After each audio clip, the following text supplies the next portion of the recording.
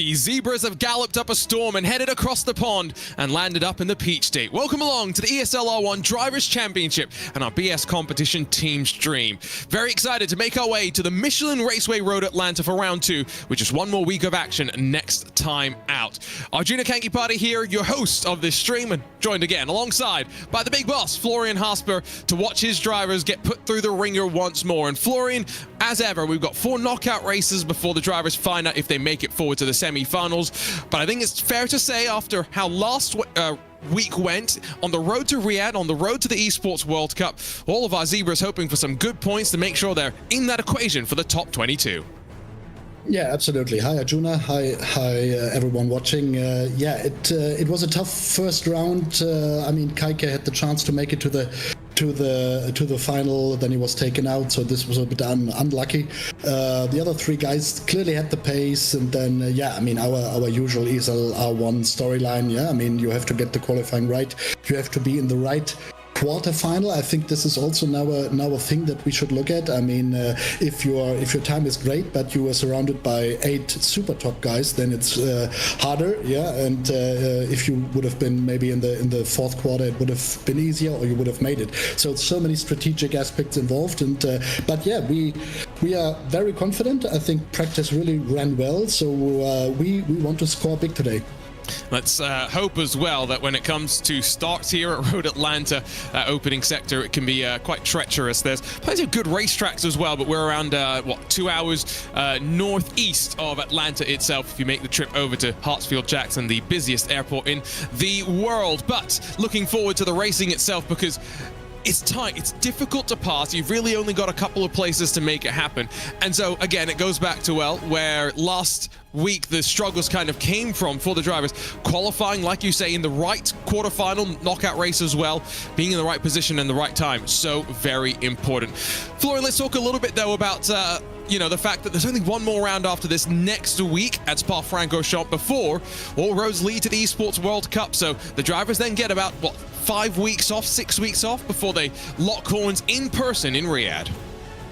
Yeah, I mean, this season is flying by totally, ultra fast, yeah, and the World Cup is approaching, but, we take it day by day, yeah, so there are new things happening every time we create content. Caique had his girlfriend here, now she's leaving, or she left this morning, so 2 weeks gone already, yeah, so it's everything's moving so quickly. Then we have a nice week in Italy ahead of us with BMW, so we do some training there in preparation for Riyadh. So this will also be a nice event. So yeah, and then I think it will be in no time that we board the plane, and then head to the big final and to the main event of the season.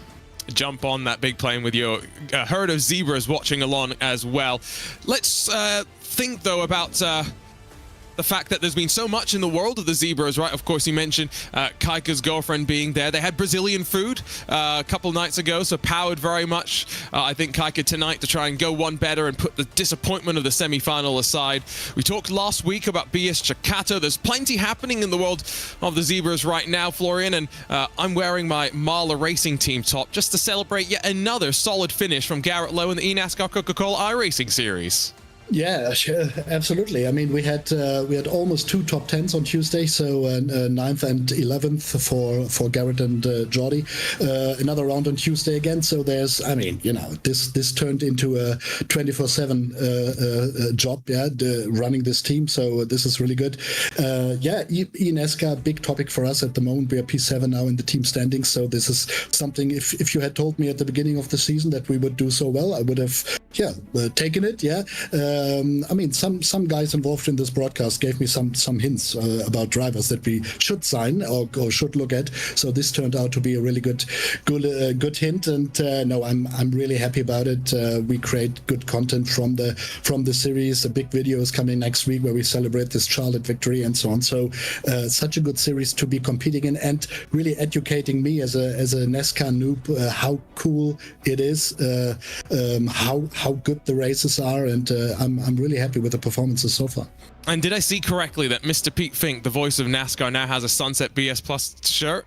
Yeah, finally. I mean, you cannot make this up. I mean, I think he lives 10 minutes from the brewery. Yeah, so this is all like a perfect situation, and he's a proud owner now of a Paulaner Sunset shirt, and and Pete is really into it. I mean, he's the German voice of NASCAR, so he has been promoting this series over the past 15, 20 years, writing books about it, and now he's commentating on a virtual series, which is quite new for him, but he enjoys it big time, and I'm really happy that we have him on board for this. Yeah.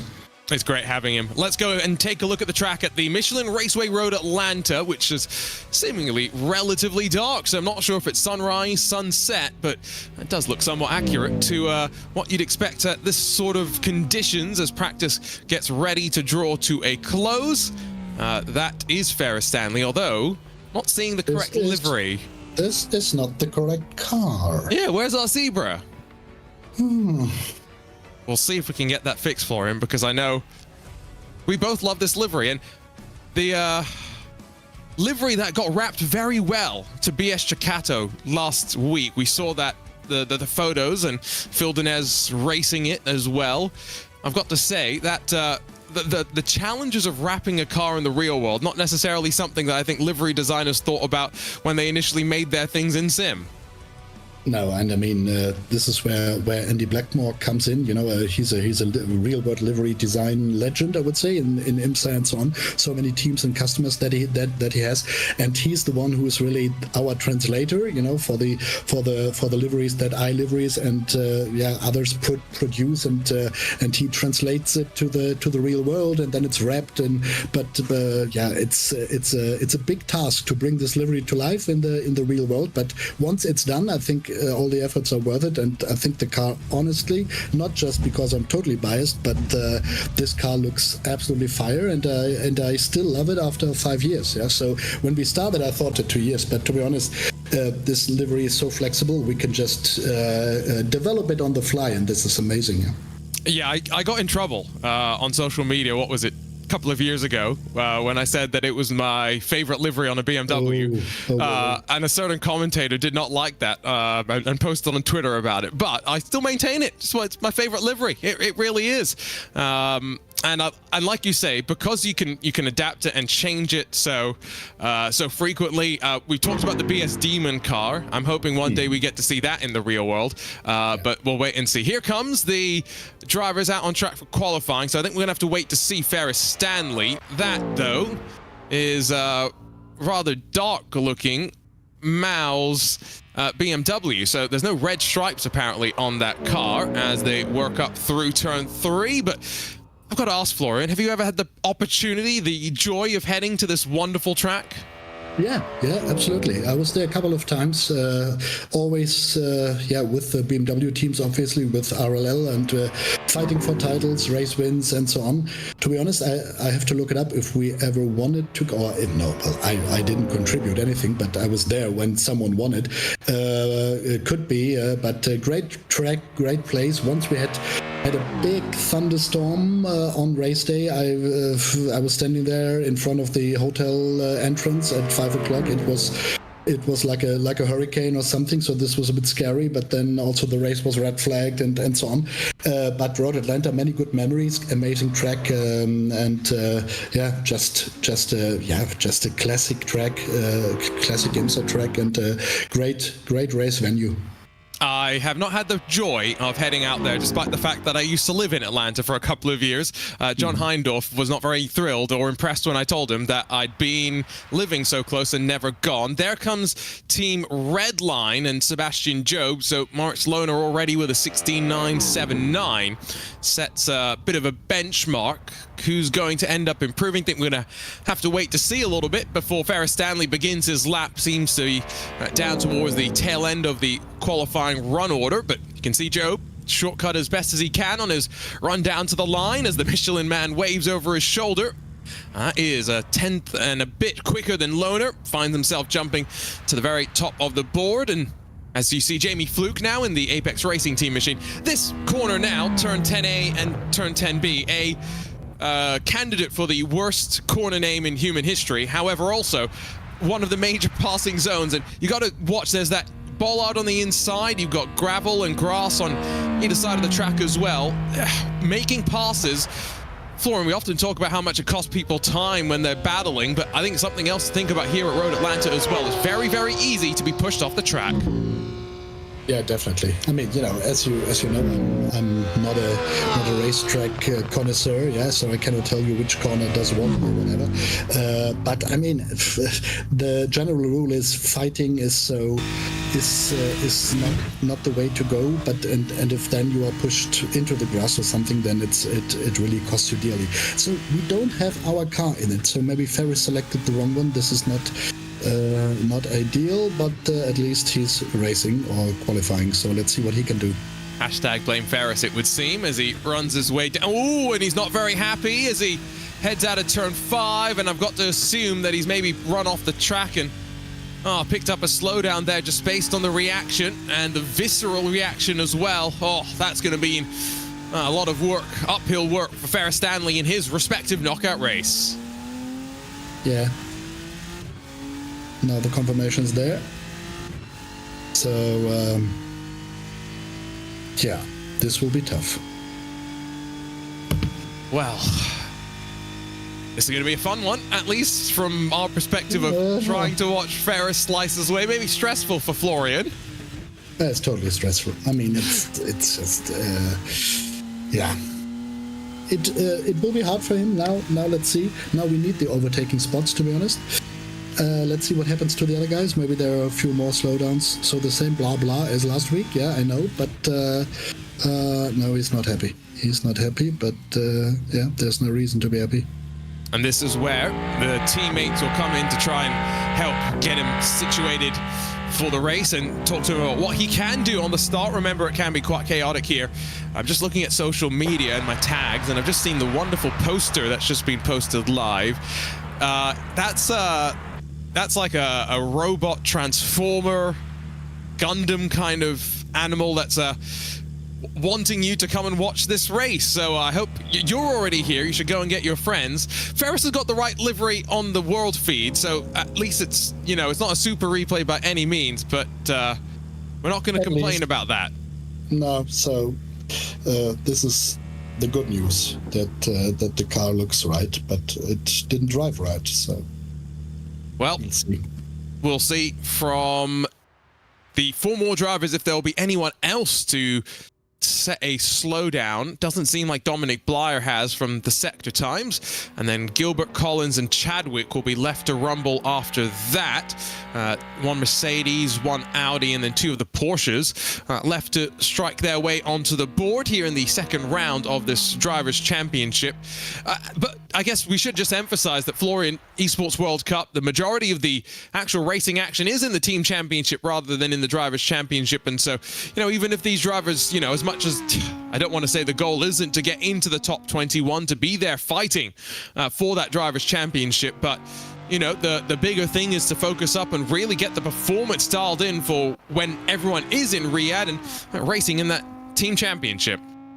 Yeah, for sure. I mean, we as a team, for us, the Team Championship is absolutely paramount. But obviously, once you are in Riyadh, you want to race, yeah, and you want to compete and so on. And then, yeah, you are sitting 3 days in the absolute heat and watching the others do the work. Yeah, this is not what you want, and this is not what Ferris wants. And I mean, to be honest, it's not over yet. Yeah, let's have a look how the race turns out.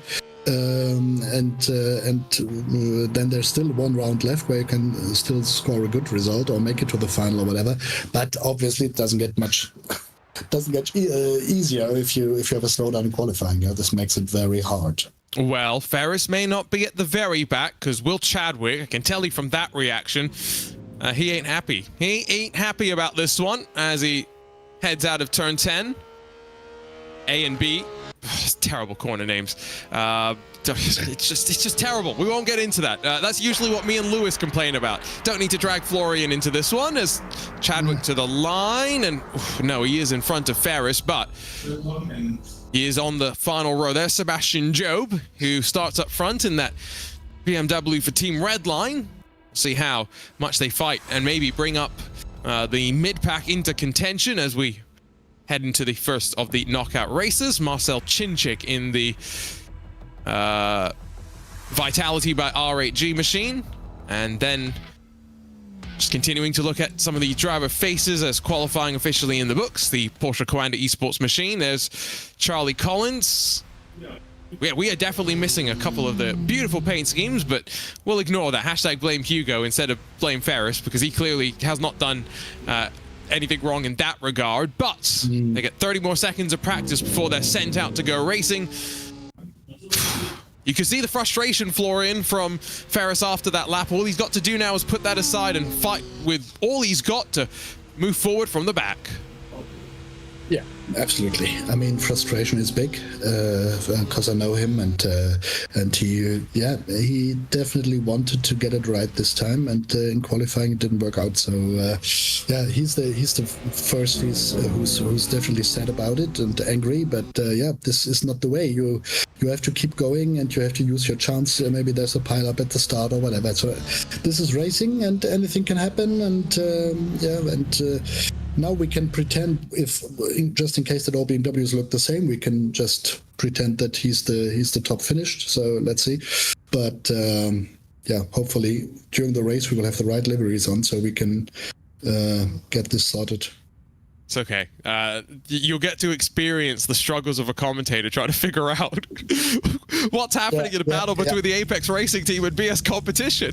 Yeah, absolutely.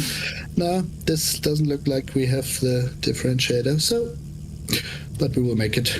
So on the outside of turn 1, dangerous place to be if you're Ferris Stanley. I've heard some comments in real motorsports circles where racing at Road Atlanta, the question is kind of, all right, how much are we going to pay when we wreck a race car? Not if, but when. It's high speed, it's high commitment. What's Ferris got in store for us from the back? Well, it is going to be a rolling start at the very least, so it's going to be some speed, some momentum as they slingshot themselves up towards the first couple of corners. It's ready to go, though, for the second round of the Drivers' Championship on the road to Riyadh here in ESL R1 competition. From the back, what can the Zebra do? As Ferris sees the green flag drop and instantly tries to look to the inside of Isaac Price. That's one. Where will we go as Mercedes off into the grass in front? He'll try and go up the inside of potentially the Porsche of Will Chadwick. He's had a very, very good start, but he's going to continue just sitting back now and ride through this opening sector. There'll be single file down in through the S's. This is where that checkup may arise. As you can see, 1, 2, and 3. Ferris is going to lift off the throttle. Oh, and give up at least one position to Will Chadwick. But a nice, tidy start so far. Yeah, could have been even better. I think he was quite locked in after a really good start, I think. And now, yeah, P10. At least it's the right direction to move forward. But a few spots definitely need to be taken. Now he gets hit. Who is this? This is Remy Gilbert in the Guild Esports Audi. But yeah, you can see Ferris not happy about the little bit of contact. It does mean, though, that he should not have to defend the inside. Never mind, strike that draft, fed back to the Audi. And I think Gilbert's going to have a look and poke himself into the mirrors and then commit deep under the brakes. What's going to happen here? Ferris gets run wide. He's just going to take to the shortcut and hope it doesn't lose him too much time now. But yeah, we know exactly what Ferris is thinking here. Yeah, I mean, this was again one of these dives that, yeah, were not correctly judged, I would say, and yeah, it's a bit annoying, but yeah, at least no position lost. But now the gap is there. It's the old story. Now the gap to the others needs to be closed, and this will be tough. I think, though, the benefit here is that just look at the choo-choo train. There's no breaking away here unless you really do start fighting. So Joe from Chinchik, Collins, and then Jamie Fluke, Moritz Lohner, Dominic Blyer, Tumas Tatala, Isaac Price, and then Will Chadwick, all in that one long line as out of turn 7, tighter than 90 degrees, so straddle the curb on the left-hand side, hit the curb on the right, and then use as much of the track on offer on the left before you go back up through the gears and rev this car out for all that it's got to give you. Now, Remy Gilbert's been passed by the Mercedes of Daniel Ticklick, so there's a bit more of a margin behind, so just now a chance to stick in the green on the Delta and for Ferris just to continue to close down the hill. Gravity works against you here, so brake a little bit earlier. Bollards on either side help guide how much of the track you can cut, and side by side behind, exactly what Ferris wants to see. Yeah, I mean, this is what we need now. That the guys fight, that there's more incidents, and I mean, I hate saying this because normally I'm not, don't want to be the one who's always waiting for others to crash or something, but obviously this is the chance that we have, and I think it could happen on this track, and let's see if it happens. So last lap, how much time did Ferris end up gaining / losing? That's kind of what I was wondering. Out of turn 5 uses much of the curb, and then the track on the right side as well as possible, even that little bit of a shortcut that's built in to wrap the two parts of this long extension back to the main part of the track. He was around half a second slower than Sebastian Job, but you know, Sebastian Job's broken away from Marcel Chinchik now. I think realistically, it's not too far away still from that draft of Chadwick. That's what's important, even though red in sector 2, keeping green in sector 3. Still got plenty of laps left to go. This is only the 3rd lap of this race, and we should have an estimated 12 laps. So do my commentator's math, 9 laps to go at the line as side by side finally just in front. Yeah, I mean, where I take my confidence from is that there's a fighting group for P6 with Thomas Tertele, and we know Thomas, great driver, but he's a fighter, so he definitely won't take it easy, this fight for P6. The same goes for Dominic Blyer and for Isaac Price. So at least this group fighting for P6 directly, I think they will fight. I think this is very, very likely, just from my noob understanding of driver characteristics, and I might be wrong about it. Yeah, then the gap is a bit bigger now. I think the gaps are very, very feasible and small still. So once Ferris is in the mix and closes the gap, then he can probably fight again. But I'm quite sure that some people will do some silly dives again, and there must be the moment that we start benefiting from that stuff and not just be on the losing end of it. Yeah. So 4 positions to close into that transfer spot, and wondering if there is going to be a breakaway. Can Moritz Lohner, for example, put a little bit more distance back to Thomas Tattler and leave Tattler trying to hold on to just that one final spot that would be up for grabs? There are points, of course, first through 6, but the more important prize is moving forward to a semi-final and just continuing to consistently rack up and accumulate the points. On to the back, though, of Will Chadwick in that phase Porsche is Ferris Stanley in the BMW for BS+COMPETITION as he sides his way down through the S's. These GT3 machines so impressive around here with how much commitment you really need to take. The only thing that would be crazier than this is a BMW prototype being thrown around the Road Atlanta track for 10 hours or so. And of course, Florian, we're looking forward to the next VCO Grand Slam, which will be the iRacing Petit Le Mans. Quite a ways away, though, all the way in October. Yeah, one of my favorite events. I mean, definitely in our role, or in the VCO role, I just love these 4 Grand Slam events that we do with iRacing. Petit Le Mans will be the final again, and the fight is on for more IMSA esports spots and so on to win, and some nice trophies that the VCO gives out. So Road Atlanta, amazing races on whatever platform. I think it's always very special. One of my favorite special events as well, so much so that last year I did all 10 hours of it. Now, am I going to do that again this year? Probably not, I'll just be honest, but I did it once, can say I did it. And I can also say that I'm not John Heindorf in terms of my endurance, commentary, stamina, at least just yet. So Chadwick's dropped off the back of Isaac Price, albeit slightly. Thomas Tattler, Dominic Bly are still 6th and 7th spots, running very much line astern, with nothing really happening at this stage of the race. This lap, though, when we cross the line, 6 laps complete, 6 to go. So time starting to tick away in terms of opportunities, and so at some point Ferris is going to have to get aggressive and try to make this move on the Porsche in front. It's going to be fast enough in a straight line, though. Just keep an eye on the speed. 260 and climbing as Chadwick covers the inside for a moment, just covered off and made that little move to indicate to Stanley that let's not go for the move just yet. Let's see if we can try and close back up the buffer to the 4 cars that now run in that line in front. But I think this is the lap where Ferris is going to have to make a move. Yeah, every position counts. Yeah, I mean, if there's a pile-up, the fight was for P6. I mean, we have seen it in other series, and to be honest, I've seen it, or I really learned loving it, that it happens in NASCAR. Yeah, I mean, there are crashes, and then suddenly, within 200 meters, you gain 5 positions. So this can happen here as well if there's an accident. So you have to be ready. You have to be there when it could happen. I mean, now the gap to Will is a bit has opened up again, but yeah, so Ferris needs to keep fighting and not giving up, because yeah, even if you take the points for 9th or 8th in the end, and then you have a great 3rd round, then you might still have a chance to make it to the Riyadh final. So no reason to give up yet. And we are less than 2 months away from the trip to Riyadh and the Esports World Cup welcoming ESL R1 action. Going to be very exciting to see how the drivers get on when they head back out there for the first LAN event of the year on this platform. As down out of that final corner, it's a real plunge as well. You got the press building off to the left as you cross the timing beam.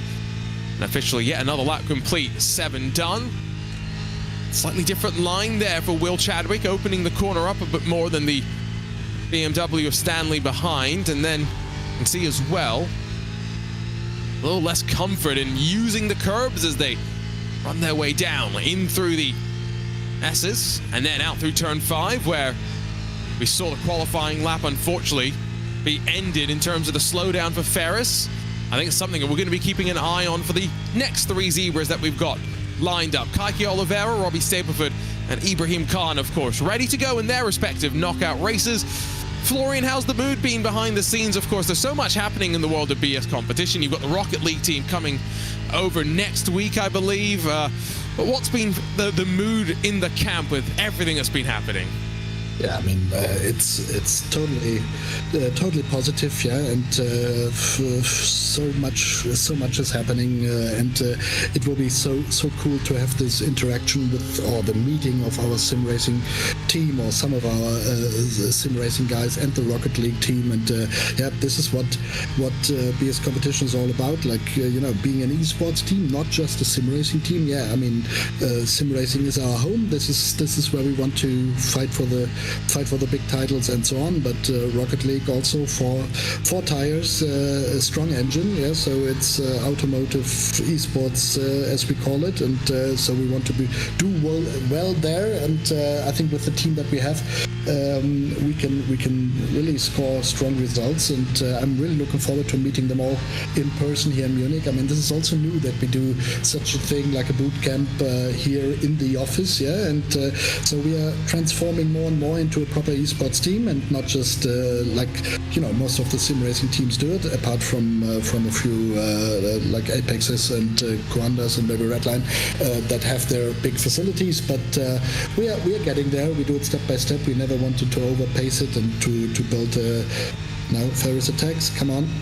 Here he goes inside of the chatters, and can Ferris get it slowed down in time? Yes, he can. Slides back over to the right to open up the corner just that bit more. And so price has been dropped from Blyer, Loner, and Tattler. So Tattler's actually got in front of the Mouse BMW. So there are 2 spots up for grabs as we cross back to the line. 3 to go. Oh, but there's a lot of work for Ferris to do, and I don't think time is necessarily on his side, as much as a couple more points maybe in his favor to be thought about. But up through turn 3 once again he goes. He'll continue to push hard. Florian, if there's any interest in BS competition having an official Football Manager esports team, let me know, because Football Manager esports is starting, and I'd be very happy to play Spreadsheet Simulator all day wearing a zebra shirt.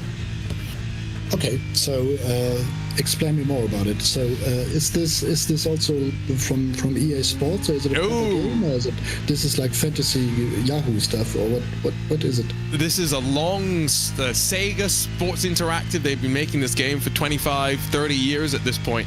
And so Mike Spangler, Elliot Roberts, Craig Williams, they are also sim racers who are Football Manager aficionados. So I think we could form.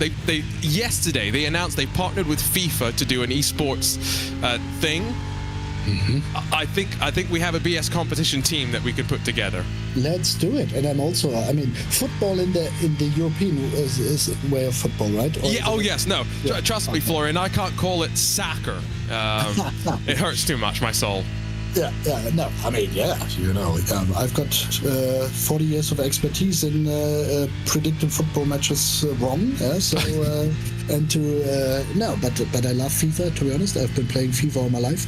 And I was always convinced that I'm one of the top 5 FIFA players in the world. And then I played my flatmate in Scotland when I was studying in Aberdeen, and then I challenged him. I said, "Okay, I will show you how it's done." And then I lost 0 to I think 12 it was. And since then, I know that I'm not the best player in the world, and so I'm just a hobby FIFA player now. Okay, if we need to do that actually is something that people have asked me to do in the past, Florian. To do it's not FIFA anymore, right? It's called EAFC. To do that game mode where every player controls one person, and to have 11 on 11. Let's do it.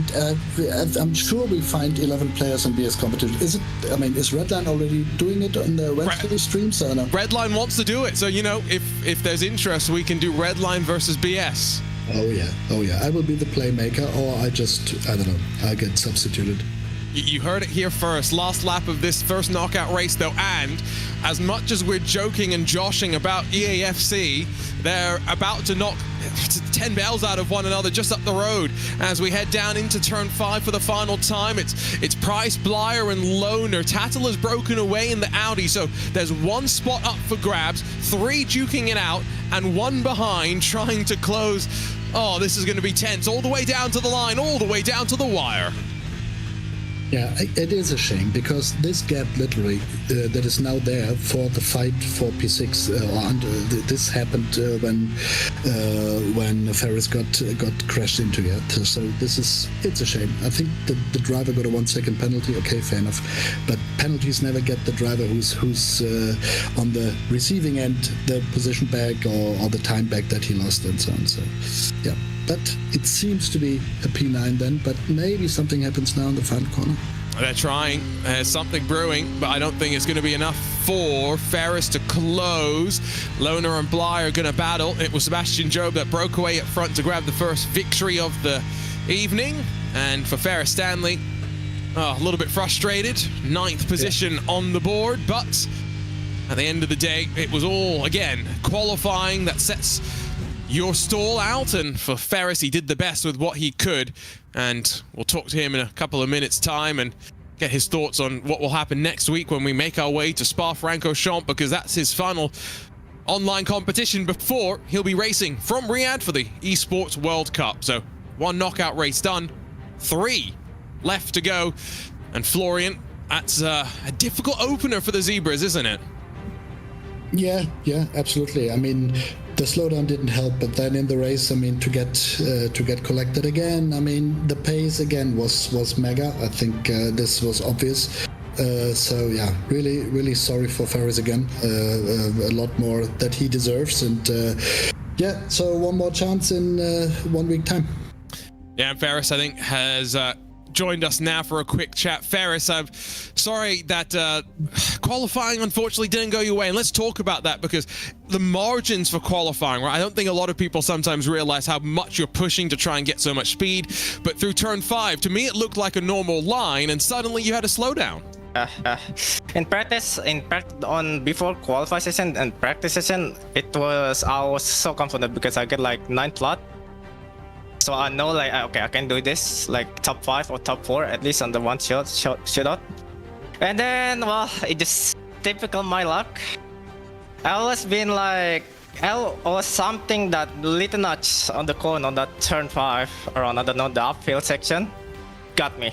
And also I missed the apex. And also I missed apex slightly due to my downshift. Due to my downshift doesn't work. Because suddenly I have to shift it 3 times to third. And on practice, it doesn't happen to me. It's so annoying. It's been like my luck this year season is so annoying that I don't know.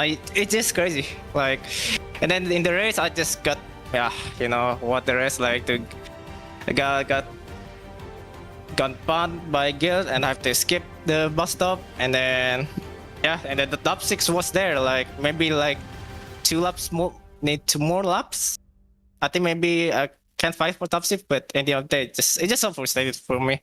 Like I think race pace was we have good race pace, but it's just like my luck have been like it's just so annoying. Like I always been like I have the pace and then suddenly either a slowdown or top 6, and then if I go for top 6 and then suddenly I drop down for no reason. Like it's just so annoying this season.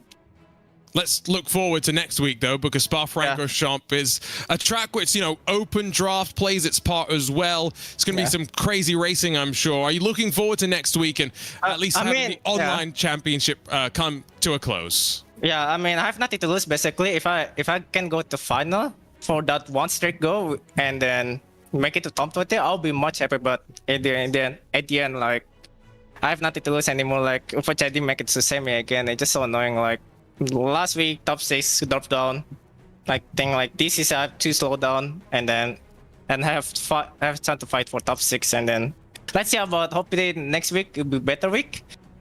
Like if I hopefully like one target's like I hope like to make it final at one point because our pace seems good, and also along with race pace because it's just so annoying. Like I think this has been my luck is so horrible.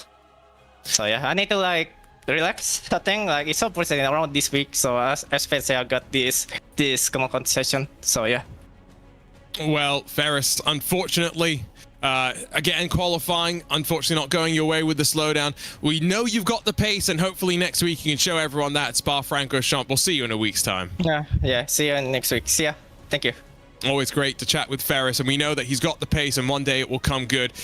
It's though time for us to look forward to knockout number 2, and so I think that means it's Caique Olivera's turn to jump behind the wheel. Caique Oliveira will be ready to go racing, and again, it all comes down to qualifying, right, Florian? The margins being so fine and making sure that you're able to stick within those very fine boundaries. Yeah, absolutely. I mean, a slowdown is the worst possible punishment, so you have to get your lap together somehow. If you're then, I don't know, P8, P9 or P7, then you can fight, and this is what it's all about. So this will be mission number 1 for Caique, to not get a slowdown, then to bring in a decent lap. If it is a mega lap, then then he will be up there fighting for top 3 or whatever. But you have to take it step by step at this competition, and you cannot say, okay, I've got the potential for pole, so let's do it. I mean, if you have it, then you have to do it, and to have to execute it first. I think it's time for us to go and give Ferris a zebra behind the scenes. We'll take a break here. We've still got 3 knockout races to go in the second round of the Driver Championship for ESL R1.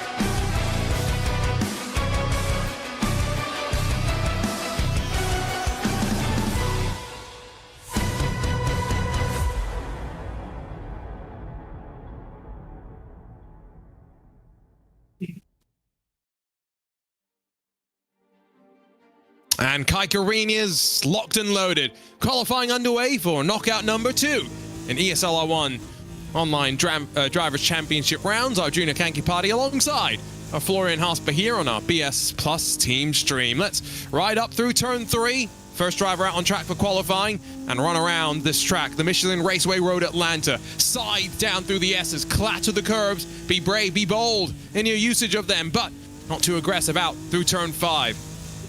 No slowdown, crucially. Oh, Caique's not got a bad run out of there by any means. He looks somewhat quietly confident about it. Turn 6 is cambered in, carry a bit more speed and straddle the curb through the tighter than 9 degrees. Turn 7 on entry, exit, and on apex as well. It's all about rotation and bringing yourself down to the main straightaway, which somehow sees you exit turn 7 and next get onto the brakes at turn 10. Logic there, but I don't know if Caique is necessarily too impressed with how he exited out of that corner. Down to the chicane, as deep as you dare, hoping not to run yourself into the ABS. You have bollards to prevent you from cutting too much of the track on either side. And then down under the bridge, long drop back towards the line, as short a distance as you can dare, and almost straight line yourself to the timing beam. Caique runs himself almost with a 17 flat. It's not a terrible time. Oh, but he's not very happy with it. Thinks he could have found a couple more tenths. Remember, we saw 16/8 from some of the drivers in the first knockout race. We'll see what happens in the rest of the qualifiers who are already out, and we'll get a look at the super replay because we'll get to see Caique go to P1. Yeah, I was a bit surprised that he's the first during the lap, so sorry for being late. It's okay. I think so were we, Florian. So, super replay. So let me catch up with this. Super replay and then stop it immediately as soon as he's crossed the line, please. Because he's guaranteed P1. No one else gets to set a lap time. Stop the count.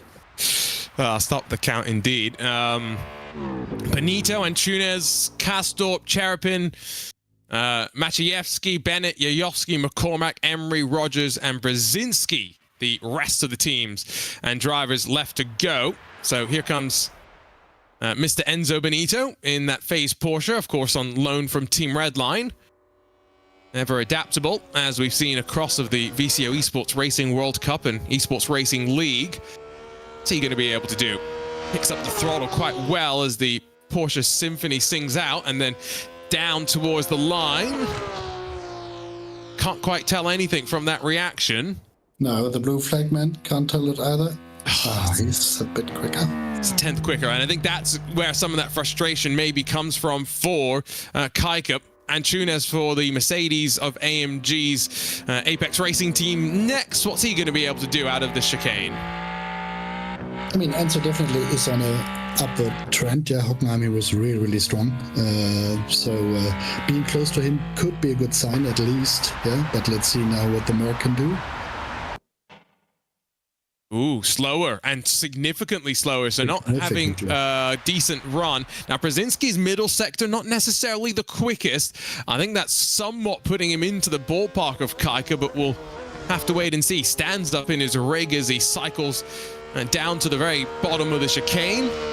Once again, back onto the power. The rear end slides around on him and brings himself back into a straight line. A 17.079 for Caique.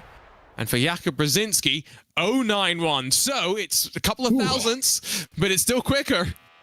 Yeah, I mean, this is what we said. Okay, no slowdown, step 1.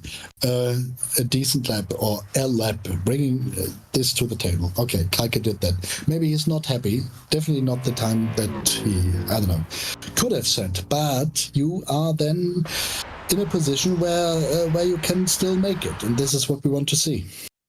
Exactly. So, as Yuri Kastorp goes to the top, 6 drivers about to be on the board as Luke Bennett off the victory from, of course, Sebastian Job in knockout number 1.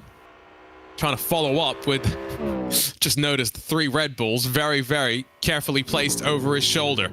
We need to get some Zebras behind Caique if we can. Maybe the wrong message. But, true, but yeah. product placement. Let's move Bennett to the top. Yeah, but we will bring the unleaded Zebra soon, so there will be a PG version of the beer. There we go. I think Jajowski had a slowdown, so he's also out of the equation as far as I can see. Oh, okay. So Caique's got 3 drivers in front of him right now with 6 still left to run. Dara McCormack, that middle sector is pretty good. But what's the final sector? Jumps him up to 2nd. Now Jajowski, who, I don't know if there's a slowdown, but again, those sector times, not necessarily trending to the very top of the board. We'll wait and see out of the drop down to the... No, there we go. There's the slowdown. Mm-hmm. So it just took a while for the super replay to catch up. And okay, that's one more now that Caique's surely got one on. Yeah, positive for us. Heartbreaking for Erhan, but yeah, we know how it feels. Yeah, oh, and that was an even more painful slowdown than what poor Ferris did, because that time for Jajowski is about 2 seconds off of what Ferris was still able to put onto the board. And that's important because if anyone else gets slowdowns, you still want to be in front of them if, you know, you have multiple cars down the back. Maciejewski, what can he do? Runs his way into... Whoa, I thought for a second was going to be behind Caique. No, instead directly in front. And so Caique's now in 6th position. So with Emery, Rogers, and Cherepinin left to go, might be on the outside looking in, but it's going to be in contention, right in the equation. Emery's middle sector is a 40, not a 39, and so that's probably going to mean 17-1, somewhere in that ballpark. What can his Guild Audi do as he runs it down to the line? Can I be correct on something? In fact, he was even slower, 17-3, that final sector, pretty rough. Yeah, now Josh, yeah, I mean, he's quite likely to make it and to go quicker. He's the qualifying machine. Middle sector. He had a slowdown in Hockenheim. Did he have a slowdown in Hockenheim? Yeah. But yes, no. He did, and still had to fight his way on forward. So again, you can do that. So he got for us this time. But a blue flag is really not helpful. He goes to the top, bumps Caique down to 7th, and now just one more, who's 40.3 in that middle sector. Is going to fill Caique with some optimism that he'll start no lower than 7th. Yeah, I think it looks good. But let's wait until the blue flag. Car rumbles out of the final corner. What's it going to be? Blue flag? No blue flag. There it is. It's like Seagull as he goes down to 11th. So Caique 7th. Great. Yeah, definitely. And I mean, he was not happy. Probably he could also have done a 69 or even quicker. But yeah, P7 is a position to bring the fight to the other guys. That's all you can ask for at the end of the day, as they get a quick little practice / warm-up session before they are then ready to go racing. Are they going 3 wide? No, how's this going to end? Oh, not well. Oh, well.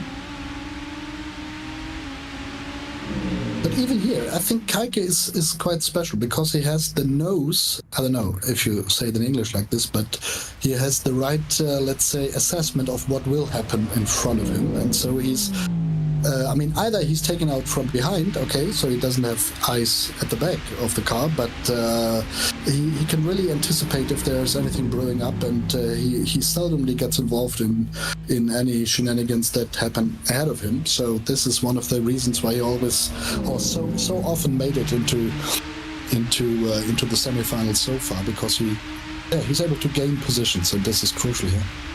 So I know what you mean with the nose. You can smell out those opportunities and whatnot. But the problem with that is it then contradicts, Florian, the thing with the eyes in the back of your head, because can't technically you smell behind you? Oh yeah, probably. So yeah, so if you can, we need to come up with a better analogy for that, or maybe Caique, with all the Caique that he's drunk, it blocks his sense of smell. Maybe that's what we go with. That's the story that we're building for the character. Okay. But this is rather my problem, not Caique's. Yes, but we've now made it his problem. That's what commentators do. Off and away, they're gonna go, and 12 laps of racing. Don't forget, that's what we've got. And top 6 to the semi-final. That's Apex Racing Mercedes directly behind, and 2 Audis that have melded together as they begin the slow roll. And stay in your lane. No, let's not stay in our lane. After we get to the end, let's just start moving. Are you nervous, Florian? I've got to ask. Yes, of course I'm nervous. I mean, you know, this is crunch time now. I mean, and then when you're right in the mix in the fight for P6 at the beginning, yeah, then you're even double nervous. But race starts are always special, and I mean, let's see what happens. Let's see indeed. Green, green, green, and in the words of Pete Fink, boogity, boogity, boogity. Whoa, almost shaken directly off into the wall out through turn 1, but Caique's up to 6, takes advantage of all of that chaos. Single file now, they slot into line, run down through the S's, and you see the teeth behind, but Caique's the one that got the elbows out initially and held on to that spot. And let's see what he can do. Remember, 12 laps of racing left to go. Nice, aggressive, yeah, but this is what you need at the start, because the sooner you can gain this one position you need, the better. He did that. And now, now we are here again. It's about deciding, okay, how much do you risk to get this buffer? Because now you have this target on your back, yeah? So everyone wants to get your position. So who's ahead of him? It's Enzo, right? Yeah. So Enzo, yeah, hopefully can manage to pass Enzo, and then he's a bit safer. But Enzo, on the other hand, is a fighter as well, and he's aggressive, and he won't wave Caique by, yeah? So let's see how this brews up. Yeah, but we like to see that Caique recognized the space behind, didn't need to make the move, and so didn't. So it's going to be Luke Bennett, Dara McCormack, Josh Rogers, Yuri Kastorp, and Benito just in front of Caique. They might have just swapped around as well. Kastorp may just have made the move on Rogers and may still be fighting as well. Oh, keep it clean. Out of turn 1, we've seen some big wrecks off to the left with cars off into the tire wall. I think back to Petit Le Mans in the real world last year, a championship, a race-defining moment as well with those prototypes. These drivers recognizing the situation, don't want to cause each other any trouble. Important to recognize as well, Sebastian Job had broken away 2 seconds inside of the opening 2 laps. Not going to happen this time so easily, as back out to turn 6 to the edge of the track they go. That will see them onto the brakes. Focus on the momentum, bring the car onto the back straightaway, and now this is where, if Caique wants to make a move, he'll look in the mirror, see where those behind are, where he is relative to Enzo, how much speed he's closing, and he'll sniff out if there's a move. Yeah, sniffing out, this is the thing. Using the nose again. But it looks like me that the guys behind him start fighting a bit, and this is always good for the one who's ahead. But let's see, I think Caique's race pace, we can say it now, is absolutely decent as well. I'm a bit irritated that it says position 9 of 12, but this seems to be a glitch. Let's see if that updates when they cross the line. Give it a sec. No. No. Never mind. I hope it... We are on the 3rd lap, though. That one is correct, isn't it? Yeah, it's a good start. Yes. It's, and we are still at Rotterdam. This is also positive. This is, although it's gotten a lot brighter compared to the first of the knockout races. So I hope that hasn't changed around anything too much for the drivers. As you can see the separation. I wonder if Yuri Kastorp now a bit of a bottleneck. Josh Rogers behind. So Miles and Porsche Kawanda, then FaZe and... Well, the BMW M Team BS+ competition, and Caique sitting inside of that top 6 right now. The real issue is how close those behind are. You've got 3, and someone like Erhan Yayovsky sitting down in 9th, he's going to be sitting there and wondering, right, how do I work my way forward? First past Brzezinski, then Cherpinin, and then I've got to get past Oliveira. And we saw this with Ferris in the first of the knockout races. By the time you get to like the 9th or 10th lap, Florian, it's difficult to try and make 3-4 passes to get yourself on forward. Yeah, definitely. And then what we've seen also as a rhythm, is that, or as a pattern, that then people start to make moves and then they lose even more time if it's getting silly. So this looks quite, let's say, decent at the moment. We can be optimistic, I think. The gap to P7 also, I think, rather gets bigger than smaller. So we need to survive. Survival, the name of the game. Slightly different line into the S's as Oliveira opens up the corner just slightly more. Can see the curtain blowing around behind him. Florian, I'm curious, do these drivers have like a portable fan or anything that's giving them some airflow in their sim racing rigs? Yeah, absolutely. And actually, the other day, someone stole it from their room. So, a colleague borrowed it. We are a criminal bunch of people, and then I sacrificed my fan. So I'm sitting here sweating like you sweat if you don't have a fan. Oh no, maybe a move. Let's go. No, keeps but the drivers have their cooling system. Man. It's good heads-up driving, and I'm also I saw the fan, the curtain blowing, and I realized. Now, a lot of people will have, they'll try and use air conditioning, but, I live in an apartment with a couple of rooms. If I use just the air conditioning, my electricity bill in California goes up to sky high rates beyond what it already is. But B, it doesn't actually cool down my sim room that much. So, fans, airflow, very, very important, and something that helmets, they have these air-conditioned helmets for drivers in the real world that sometimes work. They have cool suits as well. In the sim world, it's a lot simpler, it's a lot cheaper as well to keep yourself calmed down. The gap's opened up to those behind, so if it stays like this, we'll cross the line, 7 laps to go. Things are looking up for Caique Oliveira. Another semi-final waits if he can hold on. Would be so nice, and then he would have another chance to make it to the final and so on. So let's keep our hooves crossed that he manages to keep this or to build the gap even to P7, but I'm also very positive now. Do zebras have hooves that can be crossed? Got no clue. Yes, I think so. Yeah, why not? Hooves, and you cross them, and I mean, if a zebra is in a perfectly relaxed TV, Netflix and chill mode, then surely they can cross their hooves. I was just thinking, because I've never seen a picture of a zebra like lying down. You know how dogs do that thing with their paws when they lie down, when they cross? That I totally get it. Anyway, that was off topic. Up towards turn 3. I was once looking for a picture of a sleeping zebra. Were you? Yeah. And there are sleeping zebras. I mean, I'm surprised.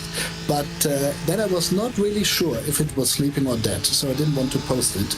Otherwise, this would have been a very distracting message, So I would say zebras lie on the floor and sleep. Well, not the floor literally, but maybe the Serengeti or whatever it's called in Africa. Anyway, this is now very off topic, so we stop this. Welcome to the broadcast booth as the gap continues to grow behind. So this is best case situation if you're Caique Oliveira. And it's almost 2 seconds now. Oh, 1 point, whatever. Yeah. Remember, I don't want to remember, but if you go back 7 days ago, Caique was running well in a semi-final until some contact from behind. Like you said, didn't have the eyes in the back of his head activated, didn't pay the extra little package for that, DLC package for that, but he was frustrated. He thought he had the pace to go out there and fight in the final. Top 9 drivers after these 3 online rounds are locked straight into the Esports World Cup. Drivers 10th through 20. First, Florian have to go and fight in the second chance race. Caique was saying his goal is top 9. Yeah, top 21 would be good, but top 9, that's his focus. Yeah, this is his mindset, I mean, you could always say, if I make it to the second chance thing in Riyadh, I'm happy, but he knows he has the potential to be top 9, and this is what he's fighting for here, yes, and I agree with him. The potential is there. We just need good results now. He has to make it to the final here, which is possible, and if he achieves this, then you are pretty much getting closer to this P9s, and other drivers will also hit trouble and have to fight And so I think there's a chance. Would be mega to have him in there, but we'll see. Now what's now? Don't risk anything, guys. Yeah, Yuri Kastup, I think, small mistake, and suddenly Josh Rogers breaks clear, and Caique Oliveira alongside, momentarily under the bridge before they plunge down to see the start-finish line once more.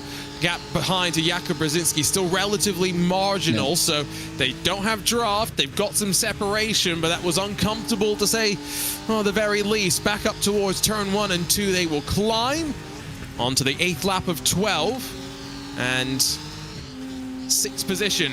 Again, good enough for moving forward. Question will be a couple extra points if you could get up to 4th. Is that what Caique's got in store for us? To stick around and find out, as out wide through turn 5 they continue to run. Now, you said that you got to experience the Georgia rain and the thunderstorm, Florian. Did it interrupt the race at all?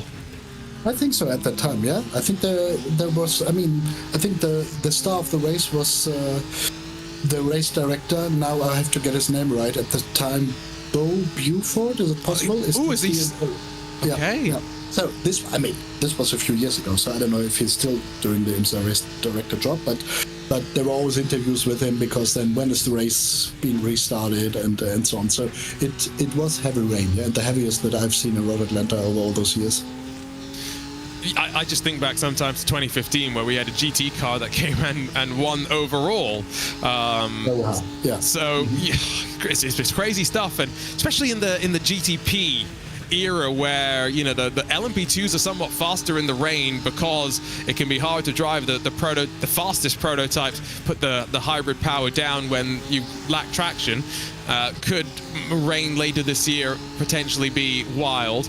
I'm trying to go out this year to watch Petit Le Mans, because I went to Daytona earlier this year. It was fantastic. Very much appreciated Max at IMSA getting me and my friend some passes that let us wander around and see all the special stuff. But this just seems like one of those races where 10 hours, absolutely brutal.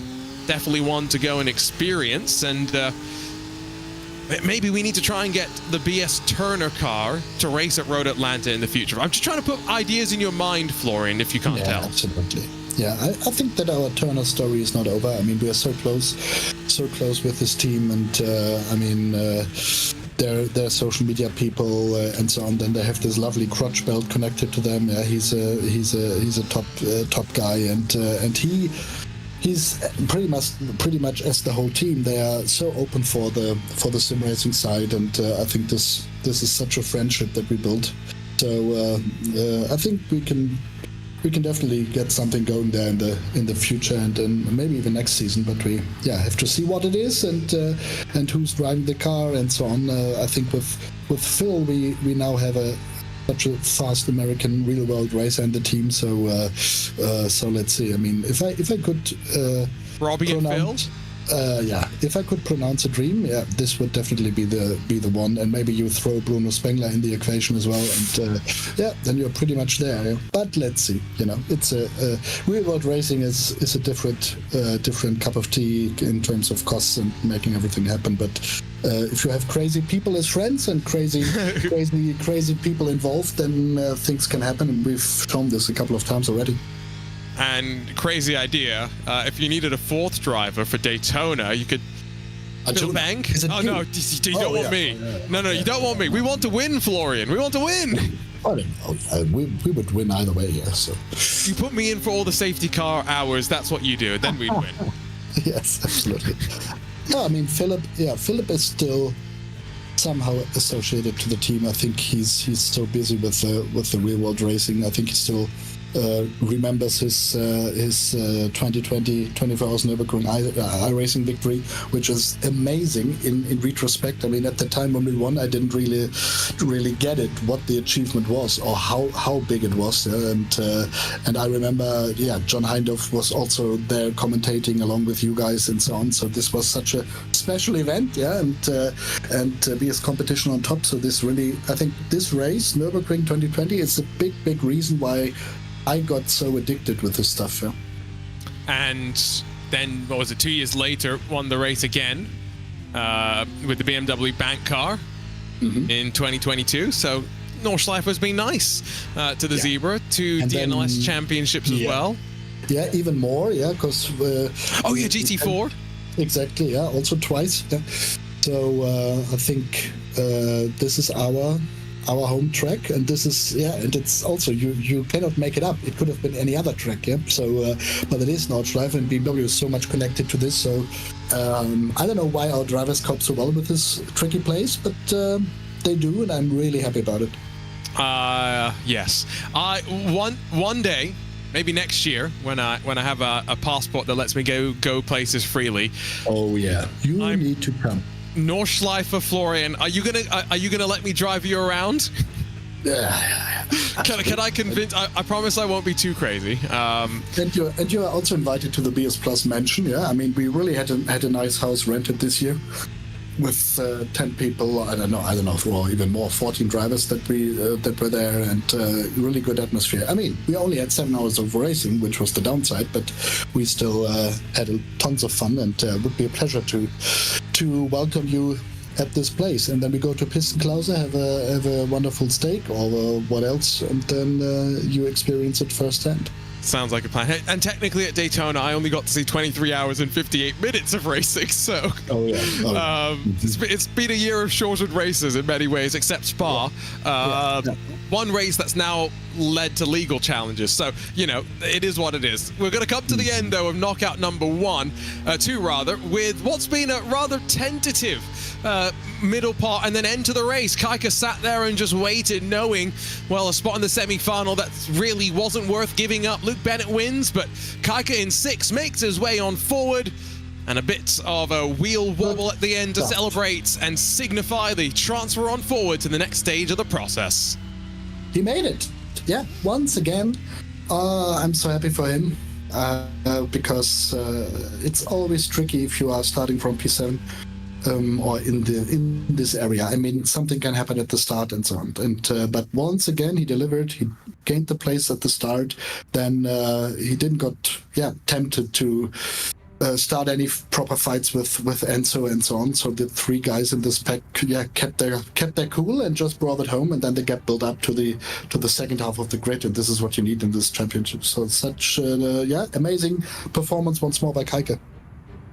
Hopefully we get a chance to chat with him as well, get his camera fixed up before Robbie Stapleford goes out in knockout number 3. So that's going to be 1 Zebra forward, and we have 2 more left to see if they'll join Caique in their respective semi-final. I think Caique standing by on the voice. Not sure if we have him on camera just yet, but Caique, congratulations, 2nd consecutive semi-final week. How are you feeling after that one, sitting there in 6th and just seeing everything unfold in front of you? Yeah, I'm feeling good because last season I couldn't figure out Road Atlanta. And this session was actually, as always, R1 is so stacked, and a high 0, which I think in the other grid wouldn't be that bad, but at the same time I just wanted to start on the inside, no matter if it was P7, P5, P3, because I know how strong the inside is. And people tried to jump the start a little bit to be a little bit smarter and blah blah blah. Sorry. And I just knew that I need to hold my ground and just follow the pack. And when I saw, then there was some fights with Josh and Yuri made a mistake, but I couldn't make any bold moves because any mistake you can catch up in this track. So yeah, I just kept my head down, wasn't greedy at all, and at some points with the P6, and just reset and go for the semi-final to maybe go to the final. Yeah, I'm quite happy. But a little correction, it's not my 2nd semi-final. I reached all semi-finals, so ever since the start of this season. So. It's a good point. I was only thinking about the Drivers' Championship. It's been very, very consistent from you. And so now I'm going to ask, all semi-finals so far, you're powered by Brazilian food this week, right? You had the chance to go out there and enjoy some of that home country flair. How much has it been a bit of a nice thing for you to have not just your partner around, but to have the home comfort of food as well?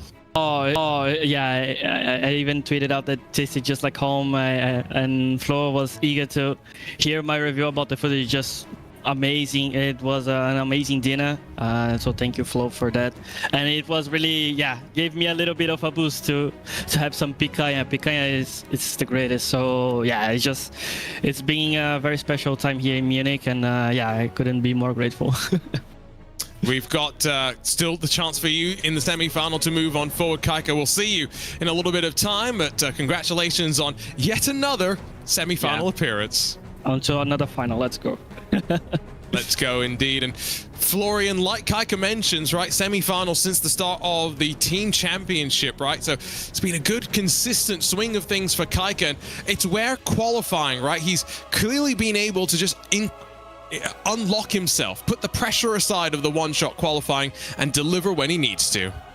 Yeah, I mean, ESL R1 is all about relative performance, you know? Everyone has very good, let's say, top personal best after 5,000 laps of practice or whatever.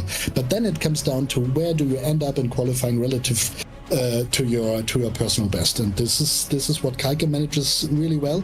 And then often in the race, he's dependent that he needs to gain even more positions, or one or two, and he does it. Yeah, and this is what the mixture is. And we also saw him finish on the podium. Yeah, so he has what it takes to be at the very sharp end, and this is amazing for the team, to be honest, because he had shown this last season already. This is why we started talking to him, and now it's been an amazing time with him here in Munich, and then hopefully we can carry this also to Riyadh. But top guy, top performances, and it's still just the beginning that we've seen from him. And well, the pumpkin plow, however, we still haven't come up with a firm name for Robbie Stapleford's orange BS Plus car, and it's out on track right now in the closing stages of practice. About 2 and a bit minutes left to run. Of course, for him, qualifying last time also maybe not going exactly the way that he would have wanted. Well, let's see what he's going to be able to do here after watching on with Caique just a couple of moments ago. And the busy time continues for the BMW BS competition squad. Of course, last weekend was the second round of the Intercontinental GT Challenge Esports as they made their way on over to Spa. Philippa Bakita joining up with Arthur Camara, Niels Naujoks, and Gregor Schill in the BMW. Best of the BMWs in qualifying, and one of the best running BMWs over the course of the race itself as well, Florian. But, you know, long 24-hour race, no restart needed, and a top 10 finish. The team, I think, at the end of the day, maximized the performance as best they could. Yeah, I mean, if everything had run super perfectly from our end, maybe it could have been even P7, 6, or 5 or whatever. But yeah, not an easy race in the end, and the whole championship is not easy for us. But this is no news. Yeah, I mean, everyone knows the standard of our drivers. I think they're absolutely top notch, and I mean, Niels has shown it for the past 20 years, and then he also won the LFM Pro Series a couple of months ago. So it's not about the performance really. It's then of the drivers, but you have to see the overall package and the situation in the series. So yeah, but still, we will give it all. I mean, to be honest, no, I don't want to start this discussion, but 24-hour races with no safety cars or no real, not even rain. I think it didn't rain over the course of the race. Yeah, so then, I mean, all these drivers in this series are so good and so consistent. So it's so hard just to gain any places or to gain, or it's so hard to shine, you know, because all the margins are really, really small and tiny. So yeah, I mean, we will keep going, we will keep fighting, but obviously we want to fight for the title and not fight for top 10s. Yeah, but this is how it is at the moment. And helps if I unmute myself. And BS competition back in action this weekend as well in the opening round of the VCO IndyCar Challenge with Danny Lorenzo and Ryan Barneveld both racing in 2 different colored Dallara IR18s. Ryan Barneveld's actually going to be racing from Phil Dinez's rig in California, so going to be interesting to see how he gets on, and a very exciting qualifying to build, and 42 drivers will try to qualify. Not all will make the race, which goes green at around 5 p.m. UTC, so around 7 p.m. CEST on the VCO Esports channels. Should be a lot of fun. Yuri Kastorps jumped into our Twitch chat after his knockout race. I'm sure he's getting ready to see Ibraheem Khan get on in knockout race 4. But if you're watching on, say hello. Let us know where you're watching from, what you're drinking as well.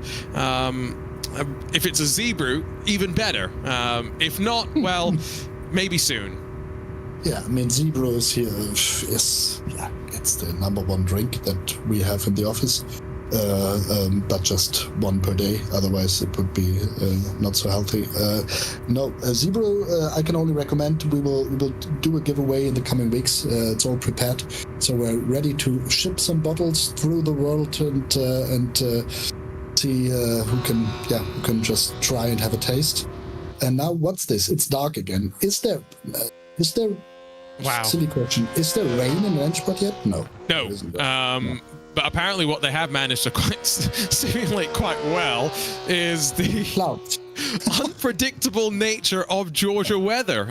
Now, I lived there for 2 years. I never really had to deal with thunderstorms. Never had to deal with tornadoes. Thunderstorms were a frequent occurrence, to the point where one of the main reasons that I wanted to leave Atlanta so urgently was because my dog was terrified of thunderstorms, and he much preferred being in California where there was none of that. So temperamental weather like this is maybe not unexpected. I just wonder what that means for the drivers, Florian, as Dane Warren first out on track for qualifying.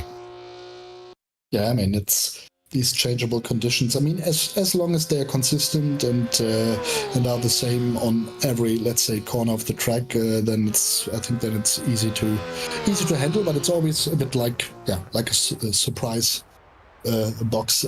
What kind of server you will get? Yeah, but now it's a bit darker, so the cars don't shine that much, and all the colors seem a bit dull. But we know that one car is going to shine bright, and that's Robbie Stapleford when we eventually get around to see him as Dennis Schoeniger in the slowdown. Yeah, 42.083 in that middle sector. Already not a great time, and he's clearly not happy on that webcam. As through the chicane he will go. Wasn't sure if that was on a delay or not, but that was not very... It was not a thrilled driver reaction, and the red finally has popped up. So Harth, Toman, Tormala, and then Stapleford. So a couple more drivers to see. 16.967, the benchmark set by Warren up top. Yeah. I mean, it's a good time by Dane. I mean, if you compare it to Caique, what Caique did, I mean, he would be up there, but now it's Robbie's turn. Let's see what Robbie can make happen. So here he goes. We ride on board, and it's got bright once again as we switch on the lights. Yeah, okay. Oh, right. Yuri Toman, top of the board. So he's been able to best the 967 from Warren.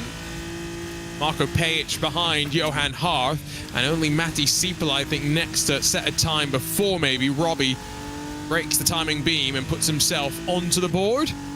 Relatively tidy out of turn 5. 6, turned in a bit early, straddles that curb on the left, turns in, clips the curb, not happy on exit, I think. Didn't look that bad.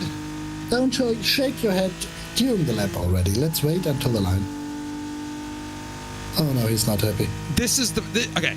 I was a driver that used to do this as well. I was very emotional, to the point where there's a clip of me telling Paddy Wolf on my stream some very rude things as he lapped me. He was a faster class, I was a slower class.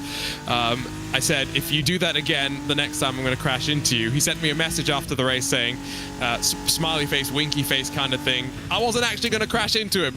But Robbie's not thrilled with the lap because it sees him go to 6th. Sometimes, though, Florian, you've got to bottle up the emotions until you've got the lap done and dusted. Yeah, absolutely. But I can't see the lap time. What was it, 17.4? I can't quite read that as well, unfortunately.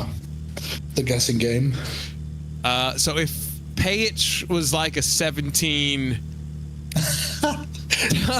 Sorry, I was switching to the official stream, and there we see Robbie on the track, but there's no Robbie in the chat. That's not Robbie. That's Ferris Stanley's camera. They've got the zebras confused. Oh, mamma mia. So it's Ferris' chair, Robbie's car. It was definitely Ferris, because the pictures over the shoulder I recognized. And Georgia weather. And we're back to the dock. 17,344. There we go. Can never make it easy for us, can they? Mikhail Bykov going to be next to the line. So I think Robbie, with that 344, based on what we've seen, probably going to be starting edge of the top 10 sort of thing. So he is going to have to figure out how he can make his way on forward, much like we saw Ferris try and do initially. Will Chadwick maybe had the best of the starts, though, from the final row in knockout 1. Alasso Zilderim, Kevin Siggy, Yoni Tormal, and Christopher Dambeats all left to go. Could expect to bump Stapleford down to 11th. Yuri Kastorp has subscribed to our BS Competition Twitch channel. And Florian, I think he now is asking for a Zebra in Munich next week, which I think is only fair. Yeah, he's always invited. And he price of a Zebra is the Twitch sub, apparently. Yeah, some people get it also for free, but if you sub, then yeah, you get 2 bottles at least, minimum. There we go. Tormala has a slowdown. Does he? I think so. So that would mean Stapleford to 10th, which would also put him on the outside. Caique did mention in his interview being on the inside preferable. Ferris was on the outside. We saw it was not the best place to be as Kevin Siggy goes to 3rd. So just Dambeats and then Tormala to finish things off. At middle sector for Christopher Dambeats, probably to slide him just around 6th or something. See where he goes. All the colors been lost on that Mouse BMW again, so there's no red Mouse BMW. It's a black BMW today. Mm-hmm. But only, I mean, when we looked at Robbie's car, it looked decent. It looked orange, and confirmation that Yoni Tormala does indeed have a slowdown. So Robbie Stapleford's going to line up 10th. Got some work to do. He'll be on the outside into turn number 1. But he's in contention. Yes. Yeah, but not easy. Not easy. But what is easy enough? So you have to fight. Let's find out what we've got in store as Tormala's going to head to the line and officially confirm himself as, I think, being in front of Schoeniger at least. Yeah, there you go. About 3/10 or so. And the sun is out. The sun. The sun peeks itself back amongst the clouds. Robbie Stapleford gets some final moments of practice once again. So, got 2 more drivers, of course. Robbie Stapleford up first. Ibraheem Khan in the final knockout race.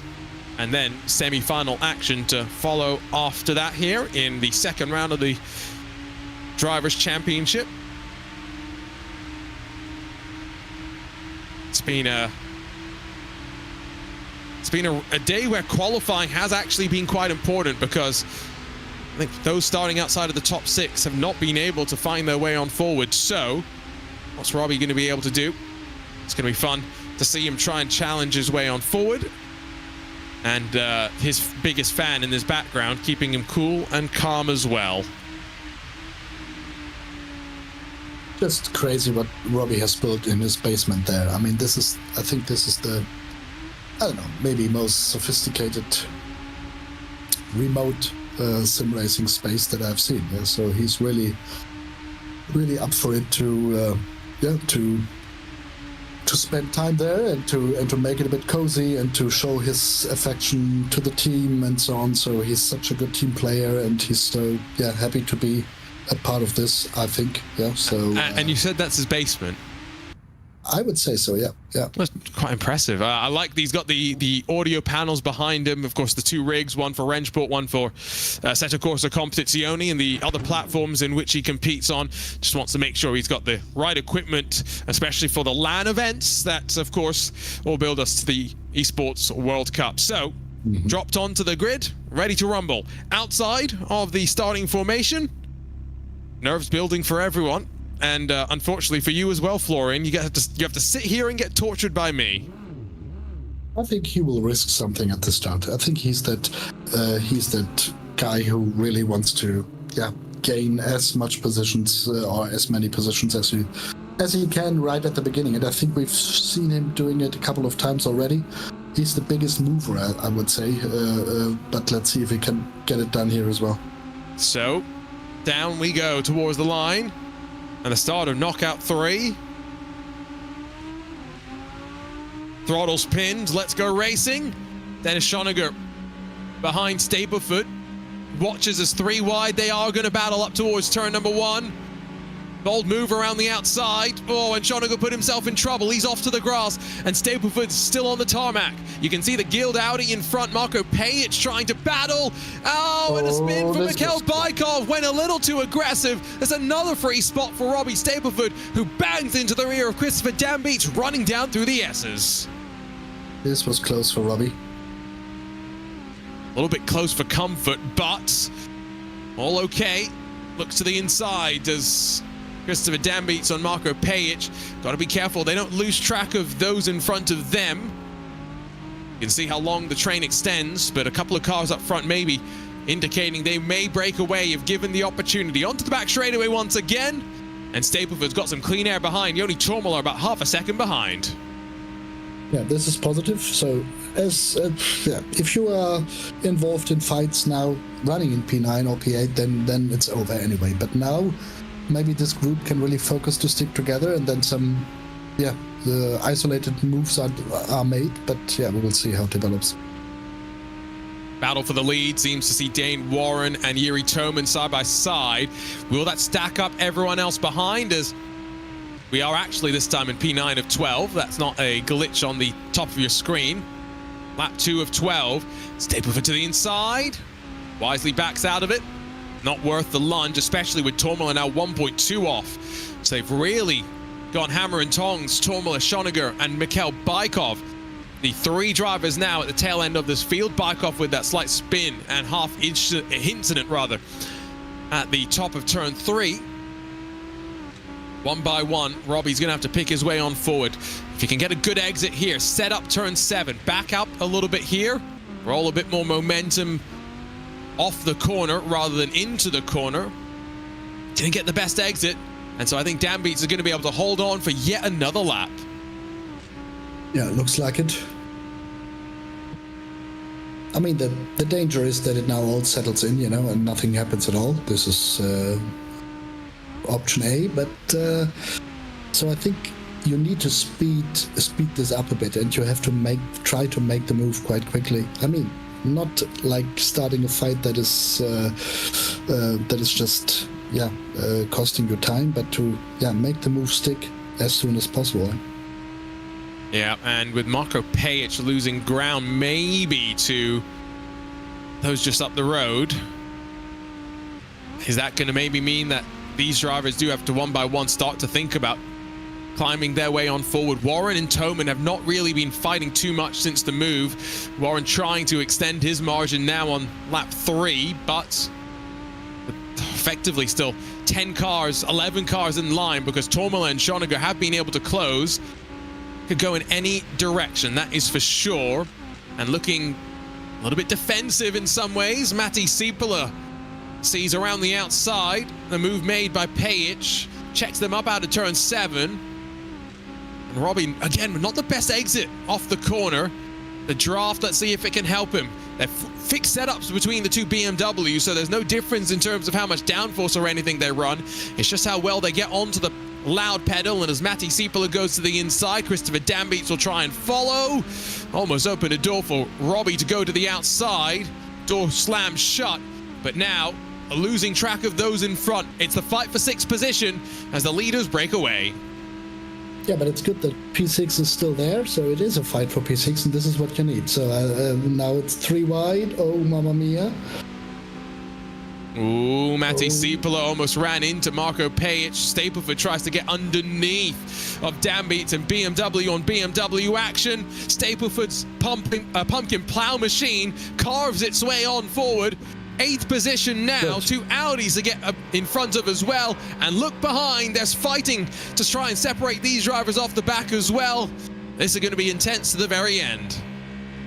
Yeah, I mean, a tough move, aggressive for sure. Not sure what Yuri is saying about it, but I think this is, how everyone races here and needs to race. So 1 position gained, and now, closer to P6, and the fight is still on. So let's see. Exactly what we want to be seeing. Exactly. In the rearview mirror as Dambeats and Schoninger off of turn 7, effectively almost on top of each other. Don't really need to be looking for the move just yet, does Robbie? He needs to see the 3 wide. He needs to see the contact. Dambeats sent out wide. Tourmaline and Schoninger now losing a little bit more ground and going to be exiting wheel to wheel once more. Exit of the final corner sees us round off lap 4. So we still got 8 more laps to go. And Robbie opening up the opening corner as best he can. Target set, Marco Pajic in 6th spot. Yeah.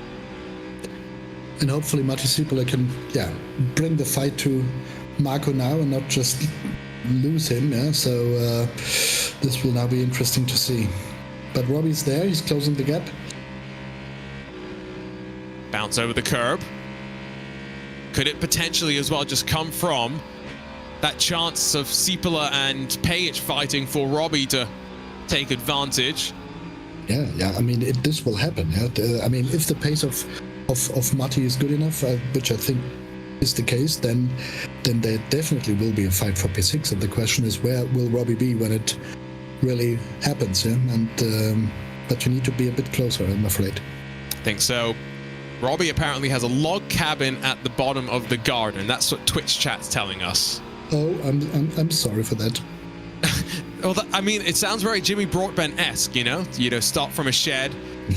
The story has humble beginnings and, goes on from there. So the log cabin, where does he go from there? He's done a good job with the log cabin, if that indeed is true, as they run over some grass, opening up the corner at turn 1, but that's just how much they think it's important to carry that speed, carry that momentum through.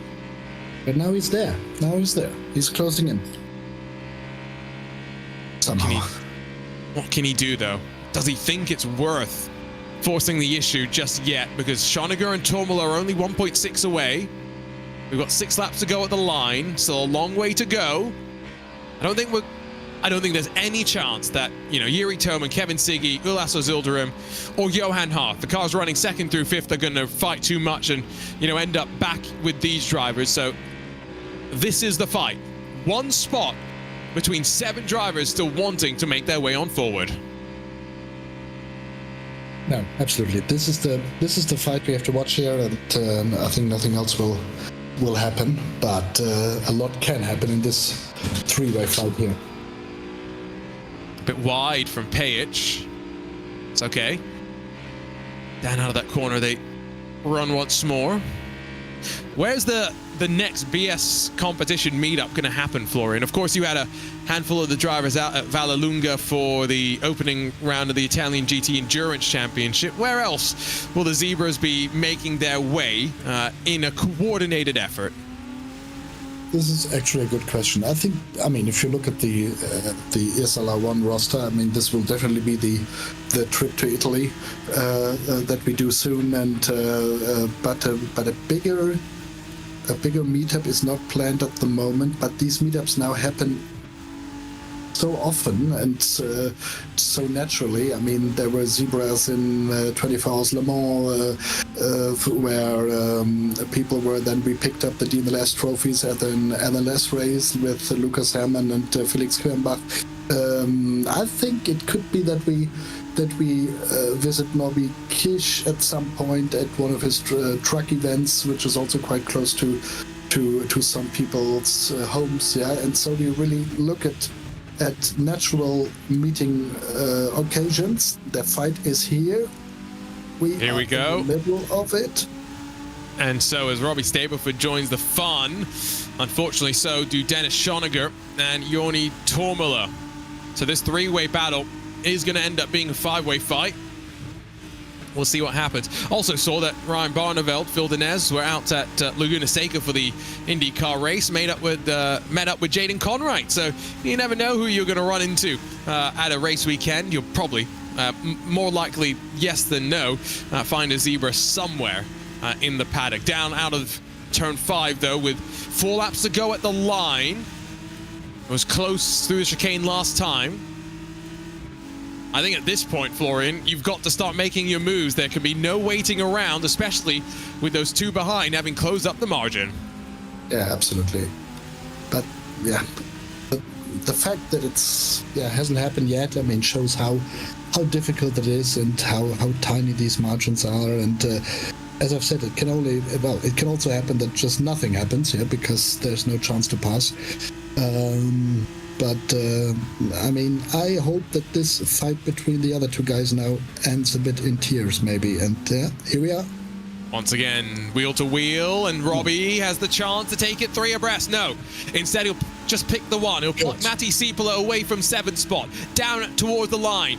1 Audi deposited, down a position. Can he get the next one into the opening corner? He'll have a look, he'll have a lunge. Here comes the pumpkin plow, not being able to force his way on forward in a always closing hole.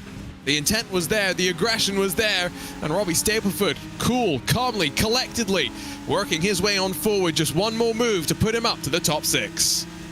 Oh, it would be so nice for him if he gets it done, but it's a tough nut to crack. But he's so calm when it's race time, you know? I mean, yeah, qualifying, you have to get it together, and I'm sure he could go quicker on many occasions this season, but once the race is green, I think he's a missile, yeah? And he's aggressive, but he can make the move stick, yeah? And I hope that he gets it done now, one final time in this race.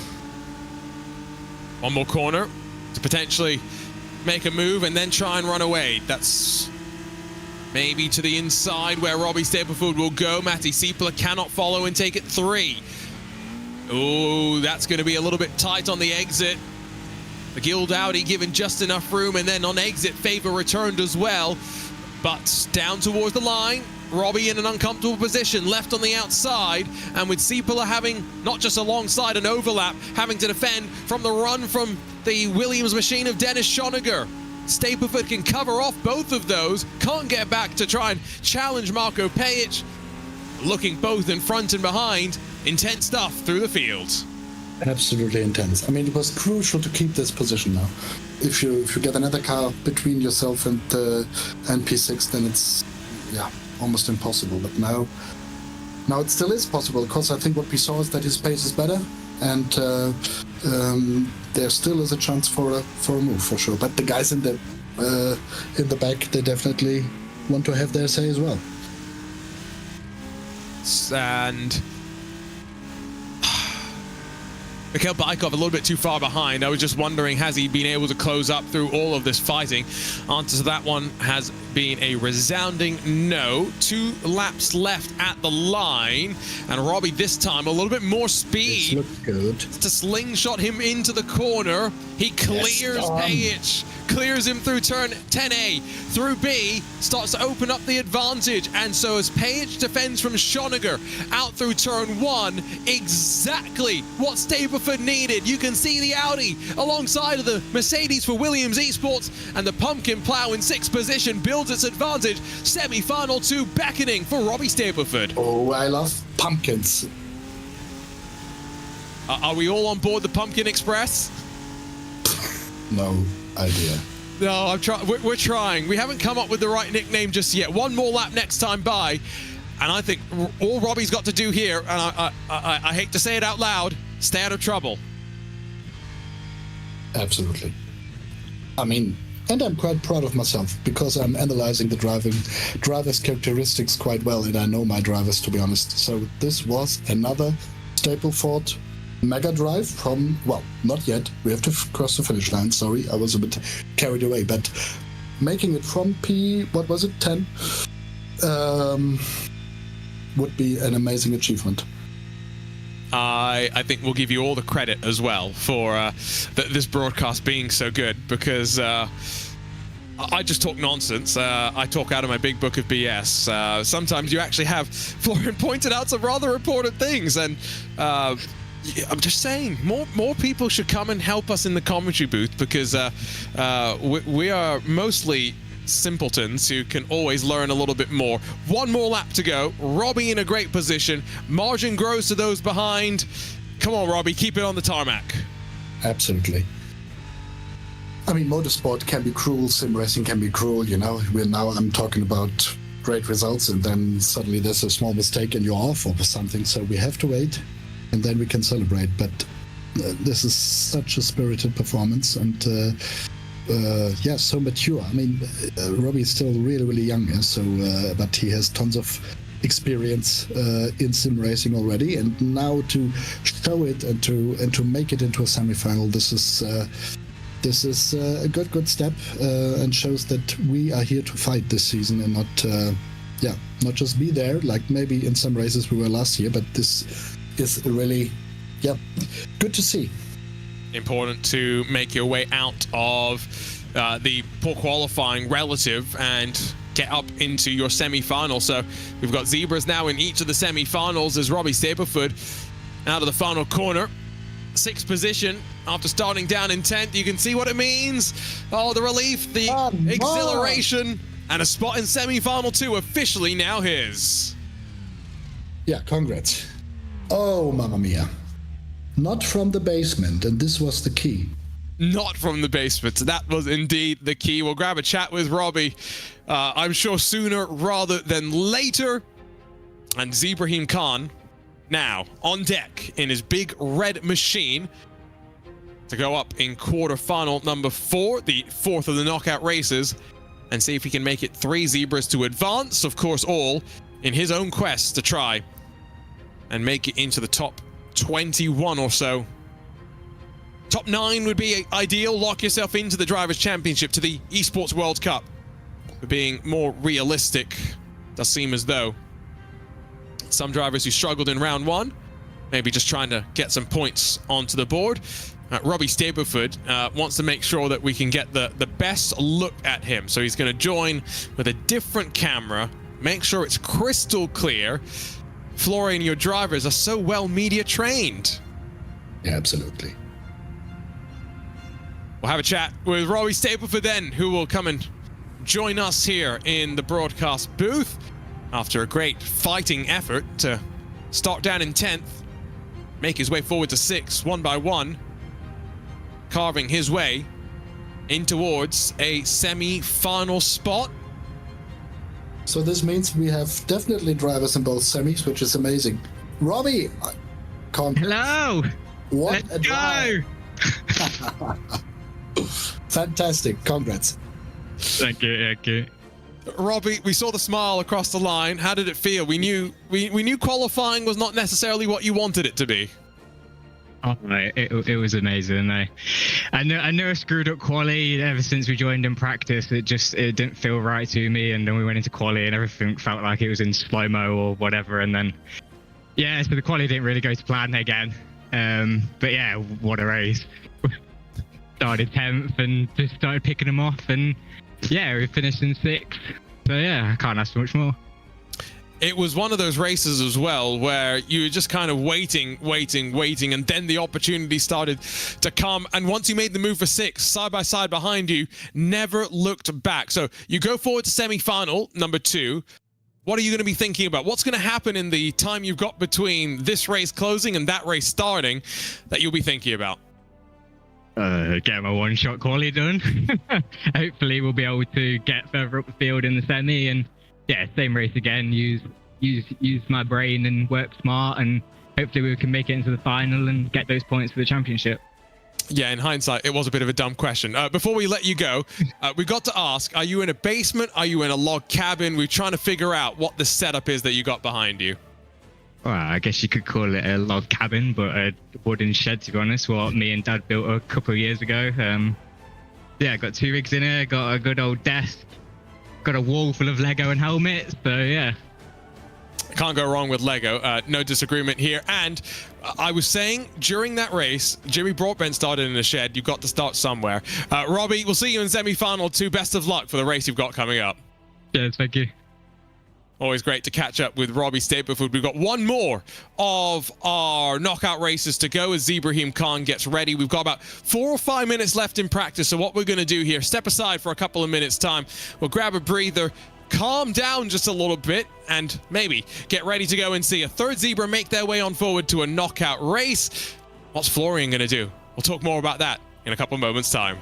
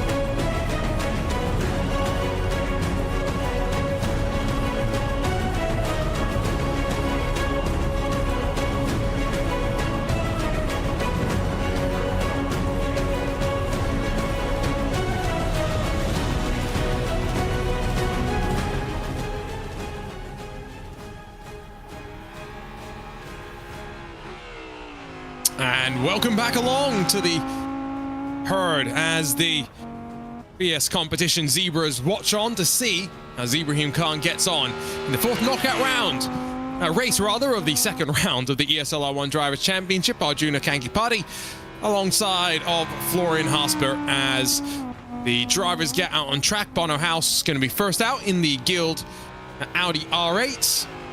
Bit of a wait before the big red machine, likely to head off in the middle of this running. So already two of our drivers have made their way on forward. Seen Caique Oliveira, seen Robbie Stapleford most recently advance to semi-final 1 and 2 respectively. And now Florian just waiting to see what Ibraheem Khan can do in this race. He was saying that he was looking forward to Spa maybe a bit more than any of the other tracks of the Drivers' Championship rounds, but again, all you've got to do is get qualifying somewhat settled, and I think we've seen just how difficult it can be for moves to be made for those at the back. Robbie doing a great job last time to get it done. Yeah, I mean, sometimes I jinx it, but I keep saying what I think, and I think that Ibra will cause a stir today. This is my feeling. It can happen that it doesn't happen, you know what I mean? And but I have a good feeling about him today. Don't ask me why. Let's also just recognize, right, that you were mentioning you have to perform just relative to the other drivers in your knockout race. And so, you know, you got Bono House with a 17.3. That was basically what Robbie did, a 17.39, right, to put himself in 10th in his respective knockout race. Benek has just done a 16.779. So again, even though you're fighting the same level of competition, it's about getting to the top 6. Who are you trying to beat? What times have they done? Well, like Zobolov going to be next to the line in the Mercedes before Premyshav Lemonek, Daniel Pastor, Mitchell de Jong, Jeffrey Rietveld, Mikkel Schmiedel, and then maybe finally we'll get to see Ibraheem Khan as Zobolov with a 17.189. I think Lemonek had a slowdown, so yep, this is my prediction. At middle sector 42.6, yep, slow down. So again, the rule number 1, no slowdown, then you're not last, you know. Or if you are going to get a slowdown, don't forget you still need to race your way back to the line in case anyone else also gets a slowdown. It would be better to be, again, on the inside of the final row than the outside. Just something that maybe you need to keep in mind as, again, 21.250 for Lemonek, not an ideal situation by any means. And Daniel Pastor in the Mercedes AMG Williams Esports number 74 is up next as it descends down towards the line. Ellis Jr., Mitchell de Jong, Rietveld, Schmiedel, and then maybe Ibraheem Khan. That seems to be a good lap from Daniel Pastor, gets him up to second with a 16.813. Yeah, good lap. I think there's another slowdown for Thibaut, but let's see if this materializes. It's a long wait right now for Ibraheem Khan as well, so, you know, at least when he goes out there, he's going to know exactly what time he needs to set. Yeah, I'm not sure if this really helps, you know, but yeah, but at least it's a clearer picture where you are or where you could be, and then you start comparing it to your PBs, and then the pressure is mounting. But let's see. I think, yeah, I think Ibra can match these.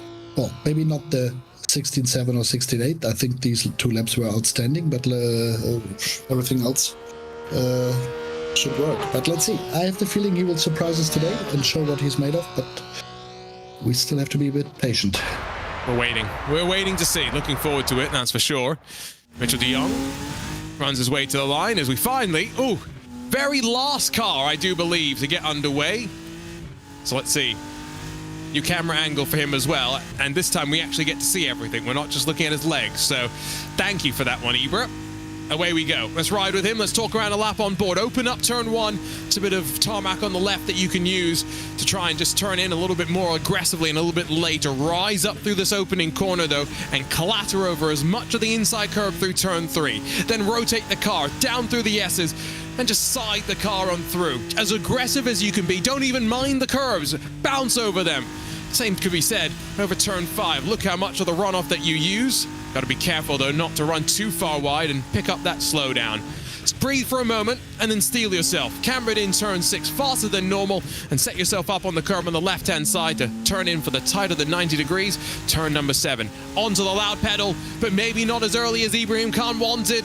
Oh, I don't think he was very happy about that one as he meanders his way now through the jinks that bring yourself down the back straightaway on the dive down and the plunge into the braking zone of turn 10A. It very much is one where gravity works against you. Brake a bit earlier. Don't want ABS to be kicking in and stepping in and slowing your braking process down. And then out of the final corner, again, as short a line as possible as you run it to the line. Press building off on your left as you cross the timing beam. And Ibraheem Khan, 9th on the board. And so finds himself with some work to do, but maybe crucially, Florian, on the inside of the starting formation. Yeah, maybe I jinxed it, but definitely, I mean, we've seen Robbie from P10, yeah, so this is the example now, and everything is possible once again, and Ibra can do it. There's the, this is a medium replay. It's not super bad, it's in the middle. We get that alternate camera angle of actually seeing Ibra's face. Slowdowns for Lemonek and for Kazabon.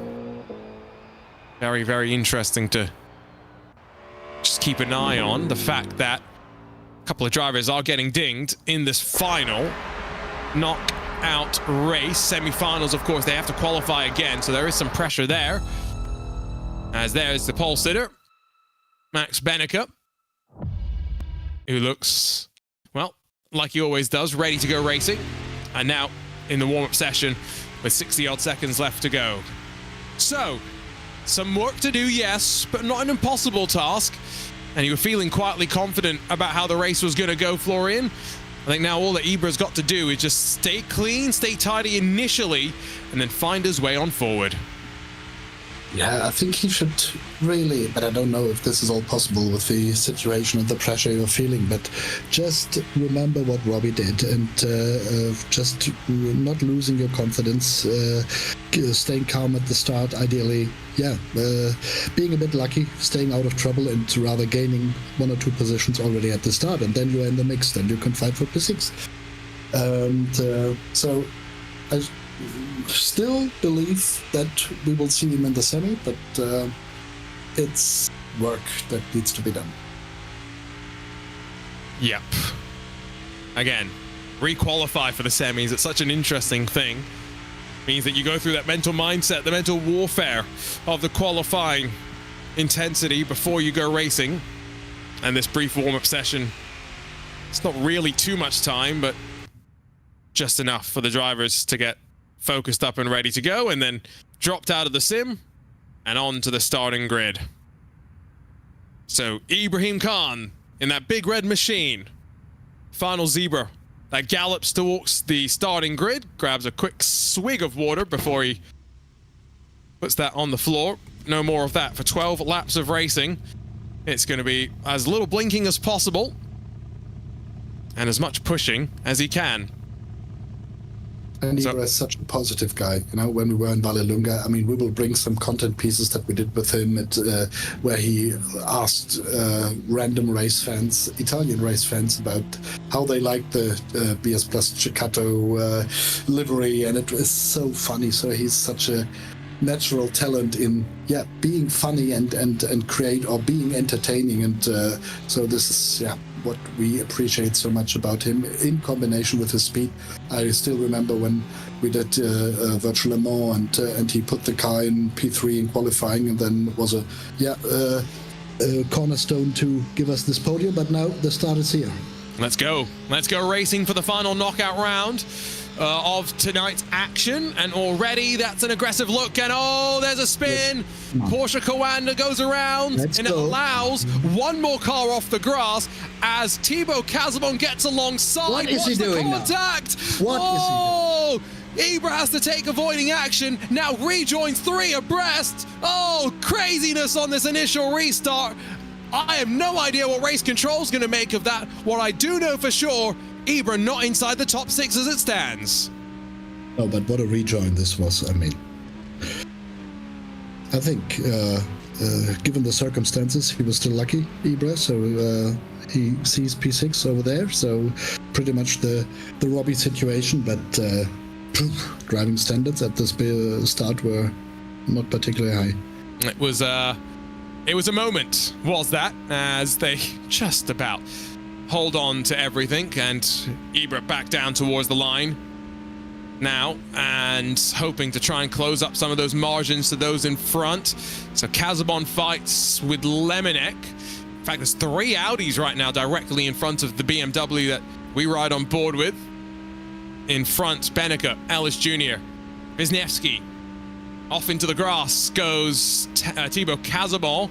Not going to be 3 wide, surely. Please say that isn't going to be what happens. Kazabon gets pushed wide. That's why Road Atlanta is known for being so risky on the outside at turn 1, and Ibra suddenly up to 7th.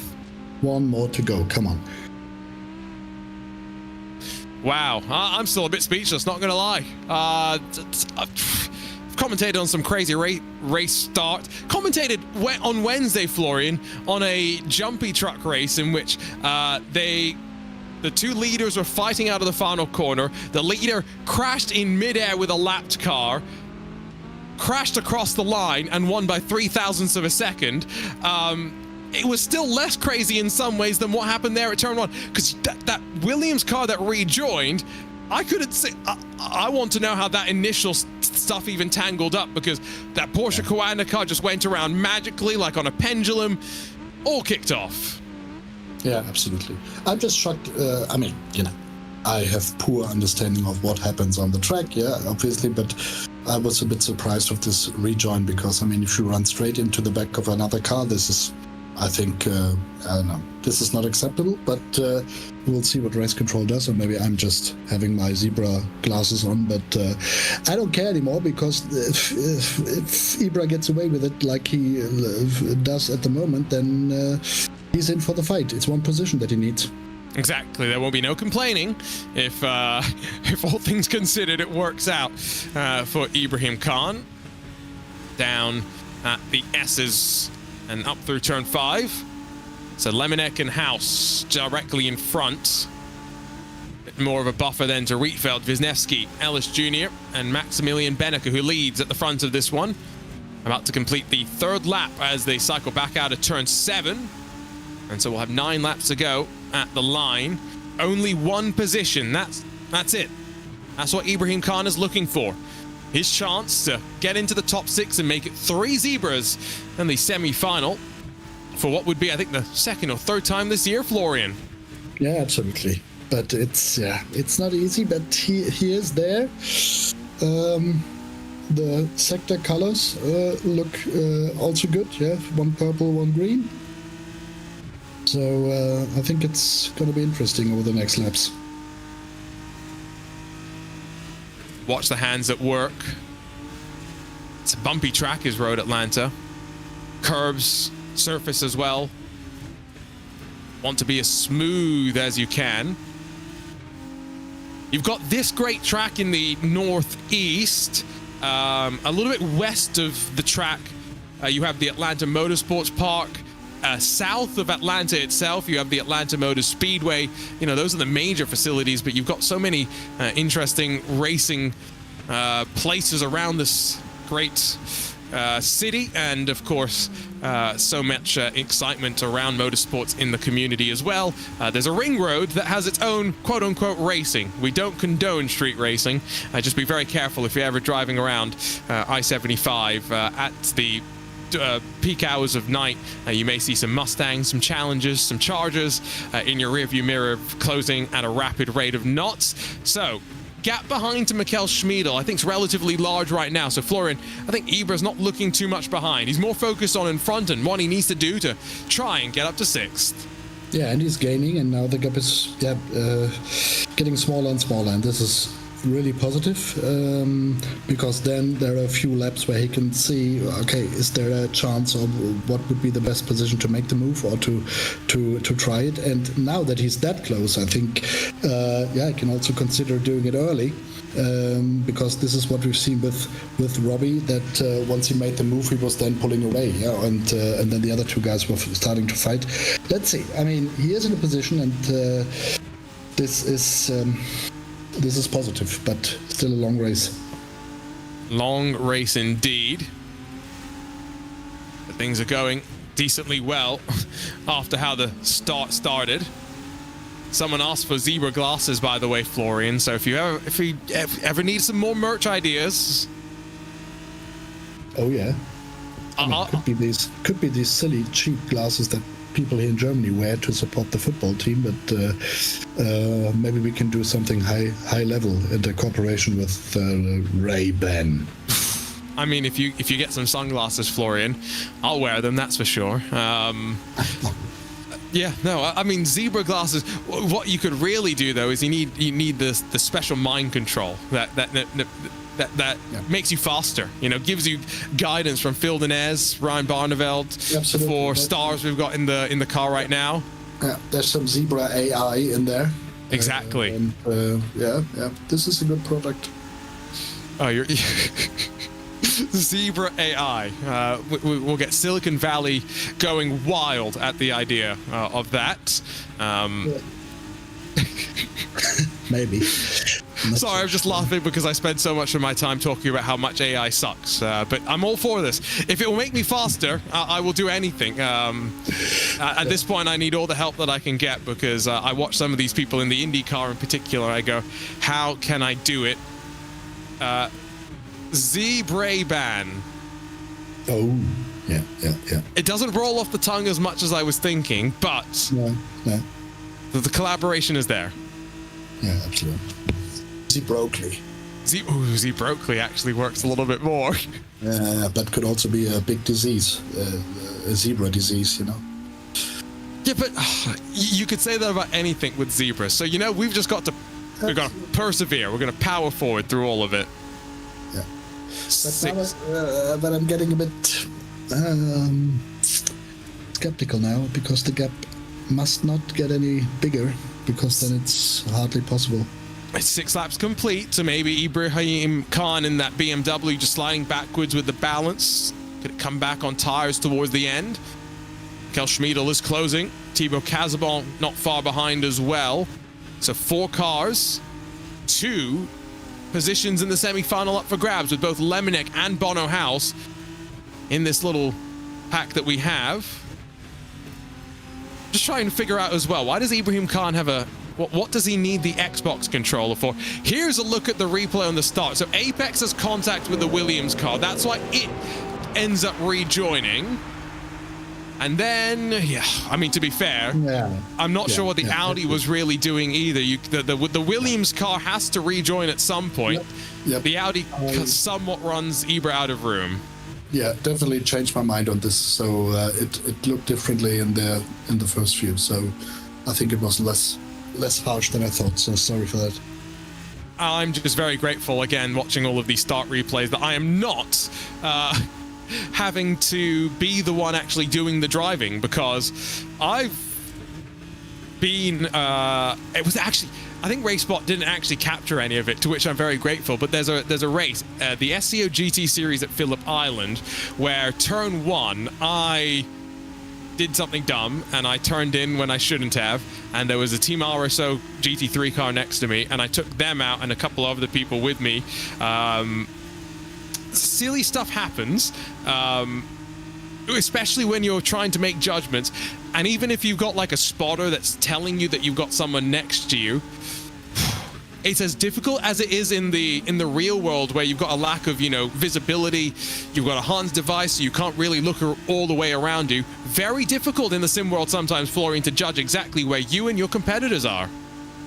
Yeah, I mean, absolutely. For my poor experience that I have, I mean, I can fully agree. And so you need, experience and just know where your car's positioned at the moment. And and if you look at all the videos that come out week after week and that are published, and so many people get it wrong, and so it's quite easy to get it wrong, I think. And if you look at the iRacing special event to Watkins Glen. I don't know how many cars actually crashed out or something. So it happens all the time. It can happen easily. So to do all this clean and to really fight for positions in a good manner, and this over several laps, this is the art of racing. And to be honest, it's the same in real world motor racing. And now Ibra is there. He's close as he has been at the beginning. So let's see.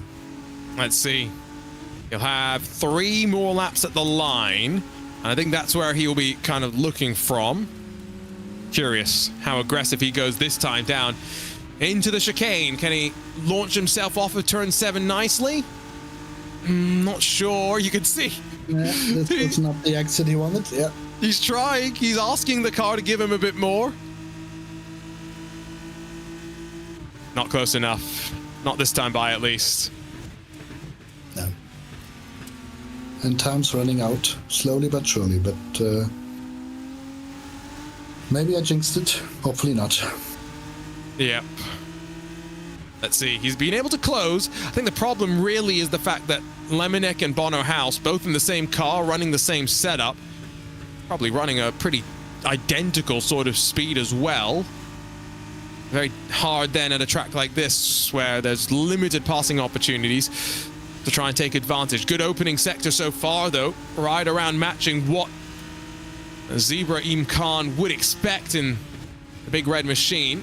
Out of turn 5, he's actually a little bit still in the green, so this is good. It was just the exit there, hesitation on the curb, car slowing down momentarily, and he's asking for more once more. Yeah. Yeah, I'm glad I'm not a racing driver. Again, I'm just watching all of this. Very, very glad. Mm-hmm. So, 2 more laps at the line now. Yeah. But it's good that now we can see Ibra's movements and not just his leg. Otherwise we would have missed this power boost that he's trying to give his car. Yeah, but that's what the OnlyFans is for, isn't it? It's true. Yeah, this is how he got that rich. Yeah. We've got to save some content for that, otherwise the fans will never be happy. As out of the final corner, still not close enough. This is worrying in some ways, yes. If anyone's going to give it his best, purple final sector as well. Ibra's trying. Out through turn 1, opened it up quite nicely. Mm-hmm. Very good out through turn 3 as well. Yeah, it looks really good. He has the draft as well, potentially. He needs to try and make a move this lap, though, and maybe try and get Bono House out of the draft in some ways, but not a great turn 5 once more. He'll lose a bit more ground. Yeah, this seems to be the weak spot. On the brakes, turn 7. It's okay. It's not a bad lap. At this point, with the tires falling off, the problem is just not close enough. So, this is painful. Yeah, I mean, if you see P6 in front of you, it's right there, and you want to grab it, and you can't. Yeah. Motorsports can be so brutal at times, can't it? Right. Here he goes. 1 more lap to make a difference. What's the big red machine got in store for us? Purple sector 3 once more. A good running, flying start to the lap. Surely not going to be able to try and make a pass up through turn 3. But trending well so far, putting the pressure on to the Guild Audi of Marco Page. Of Bono House, excuse me. I mean, Bono has so much experience, so he definitely knows how to fend this off or to get this race done without any mistakes from himself. But yeah, this is again where he loses. Is he going to focus on the exit here? Maybe compromise turn 6, slow entry of 7 to get the exit. Mid-engine Audi just getting off the corner slightly better than the front-engine BMW, a bit more lethargic to turn and get the power down. Nature of sports car racing is each car has got its strengths and weaknesses. Here comes the advantage of the straight line and draft. Can the BMW, so strong in this final sector, close up and make something happen? Not even Ibraheem Khan's got that kind of magic, it would seem. He bounces over the curb, gave it his all. And after a chaotic opening lap, Ibraheem Khan, unfortunately, sees semi-final 2 come up just short in his chance to try and make it. You know what it means to the drivers. You know what it means to the team. He'll go next week at Spa-Francorchamps. We'll chat with him in a couple of moments' time. Yeah, maybe I jinxed it, but I mean, you know, maybe, yeah, it was this little loss of time at the start in this kerfuffle there, but yeah, pace was there, could have made it. Yeah, really sorry for him, but Spa's next, which is his favorite track here, and I think this is the place where he will make it happen. Yeah? We'll chat with him in a few moments' time, as mentioned, and get ready then for the semi-finals. 2 of them to come, both with zebras in them.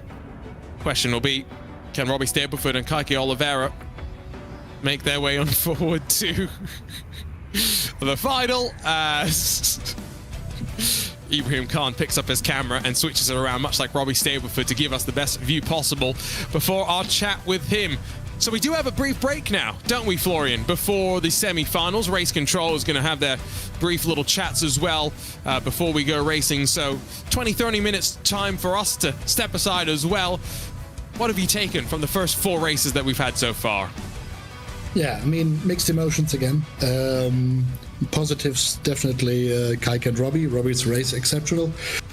Also, the dose of luck that you need for these races. Then Ferris, very unlucky with the off-tracking qualifying. Then he was fighting, and then it's hardly possible to make it through, which is a shame because the pace was great again. And then Ibra, pace was there, could have been further up in qualifying for sure, but then the race pace was also good. Maybe lost a bit of time in this situation at the start, which then made this little tiny change, or this difference, not being P6 but P7, which is awful because you see P6 in front of your nose and you cannot grab it. I mean, props to Bono, he did no mistake. Yeah, so these 2 guys ahead of Ibra played it safe and smartly, but still nothing to be sad about. I think Spa comes next for Ibra, and he loves this track, so I think this is then the time to finally make the moves. Yeah, I think we can chat with Ibraheem Khan right now.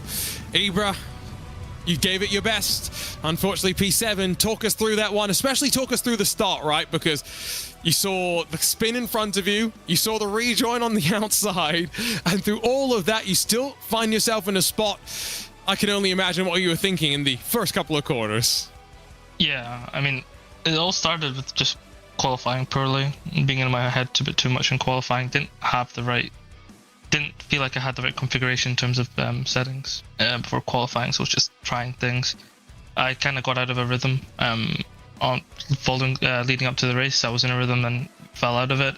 Got good race pace, but qualifying was just a big bugbear, so yeah, need to look into that because the deficit was unacceptable. Then race, yeah, of course the start was crazy when I saw De Jong get spun and T1, and that was pretty hectic. And then getting pushed off in turn 2, and that was and having to rejoin, and then Felix was screaming to not rejoin well, so I made sure to, but then I ended up getting mugged by 2 other people, and then I eventually settled into P8, then P7 fell off the track, or P6. So I was P7 following Bono, keeping up with him. Pace was really nice. But unfortunately he was getting a tow from the other Audi, Le Mans, and I couldn't pass him. I was catching him. I was on his rear the whole way through the S's and then high speed, and then as soon as he got to turn 9, they just flew away because they had the draft, and I couldn't. The one place where the BMW is not really good is just the straight and traction exit, so I couldn't pass him. Like in a time trial I could, but there was just no way of passing him with the draft in front, and I'm really frustrated. We were only 4/10 off P6, especially with Nicodem's penalties, so really bummed out. And well, I guess talk to me a bit then about next week, because I guess it's very simple now. It's only one thing that you'll be thinking about, trying to get to the final and trying to get as close to the top as you can. Yeah, I'm looking forward to Spa. I'm gonna definitely start prep early. and just go for it there, because I know I actually somewhat enjoy driving that combination. Here was a bit like Trackmania with taking the grass and on the curbs, so that kind of messed with my rhythm a bit. I mean, it's the same for everyone, so I do need to work, especially for Riyadh here. This is definitely a track where I see Benek's pace and I'm like, what the hell? So I need to like get grinding, get working here, and see where the differences can be made. And yeah, I'm looking forward to Spa. Spa is always a good round, always fun. So yeah, I'm looking forward to that. Well, Ibra, we'll see you next week for the final round of this Online Drivers Championship at Spa-Francorchamps. Thank you. And well, that's 4 knockout races done and dusted. And now, as mentioned, bit of a break before we go racing for the 2 semi-finals. Caique Oliveira is going to be up first in semi-final 1, and then Robbie Stapleford will be out there in semi-final 2. Top 6, that's the goal for them once again, to try and make their way forward to the final. We'll step aside here, though, on our BS competition team stream until we go racing and go qualifying for the first of the semi-finals. We'll be right back with more action in ESL R1.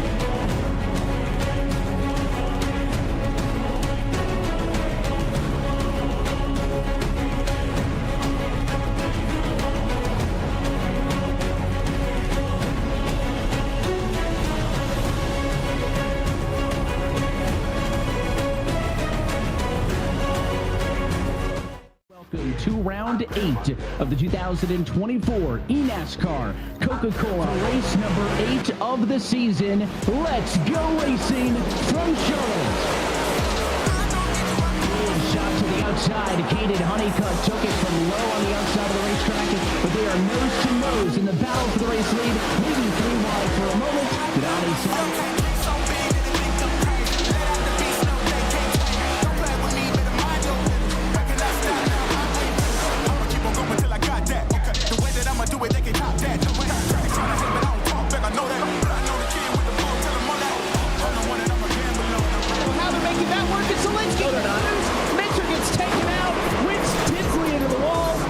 The field is going to spin throughout as the caution flag comes.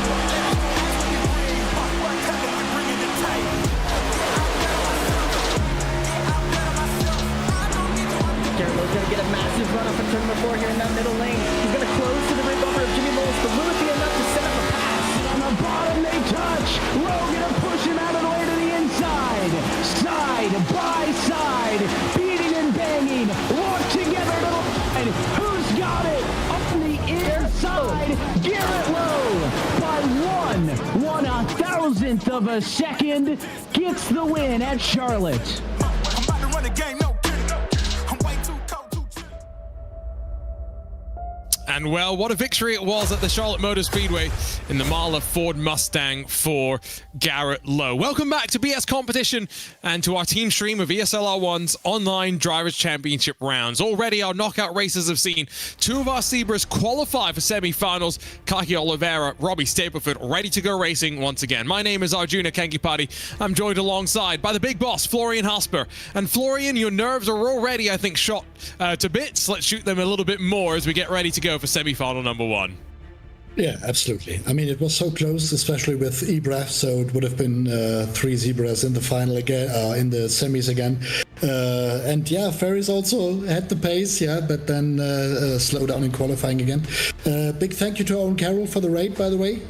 Welcome everyone to the stream. Just so good that we have Owen on board. What a great driver, and yeah, he's such a good asset and such a good push to our GTP squad. Yeah, so yeah, great to have you with us. Can we convince Owen to join us for the stream next week? Now, I unfortunately am not going to be here. I'll be in London. And so Dara Thacker, who joined Robbie Foley a couple of weeks ago for one of the team championship rounds, is going to be here. Owen, let us know what we need to do to convince you to come here. Florian has... Poor guy, bless him. He's done a great job, but his nerves. Let's let him have one round where he doesn't have to sit here and stress on the commentary side. Maybe we get Owen in instead. Anyway, we had Ibraheem Khan join us a couple of weeks ago as well. That was fun. Maybe it would be great to have Owen. Qualifying about to start, though. We can take a look, I think, at the track and maybe at the, well, conditions. Is it going to be dark? Is it going to be sunny? We don't quite know what the Georgia weather's going to throw at us. Yeah, absolutely. It looks decent. Sunny. So, sunny. It changes so quickly in Georgia, you know. It's a 15-minute thing. So practice is over, and so we will see what Caique can do in the qualifying now. His girlfriend, she left a few hours ago, so she's now, I think she landed in Frankfurt, now will fly back to Sao Paulo. It was so good to have her with the team here, and to see, yeah, she explored Munich together with Caique in the free time that they had. So yeah, Emily, if you can see us, it was so great you were with us. And again, Caique was also just glad, I think, to have a little bit of time with some Brazilian food, home comfort, as he'll focus up on the end of this season and the Esports World Cup not far ahead. What's the plan, Florian? Next week, of course, the Drivers' Championship online round comes to an end. What will we see these drivers be doing in the time before the World Cup gets underway? Yeah, we have 1 week of doing fun stuff with BMW and the other BMW supported teams. we are looking forward to this. First, there will be a driving experience at Maisach with BMW M, so that guys can put a real car to the paces or to the limit. Then a road trip to Italy will be a good few hours of driving in beautiful BMW M machines. And then a training camp, like mental coaching, physical, team building stuff. So this will happen, and on a very high level. So grateful to BMW for making this possible for us. So it will be a very intense preparation for Riyadh, and then the drivers go home, or the two drivers that we have here, Caique and Ferris, and they spend some time with the families and prepare on their own, let's say, at home, and then we meet again in Riyadh for the final. Nice. That'll be great as we see the qualifying session come to a start, and Enzo Benito, the first out on track, Jamie Fluke, Josh Rogers, Sebastian Job, and then Luke Bennett, seemingly the rest in the initial part. Caique Oliveira, we're gonna have a long wait. We had to wait to the very end for Ibraheem Khan to get underway. Same thing here for Caique. And remember, lap times to be underneath the 117s. Ideally, you want to be in the 16.8, 16.9s.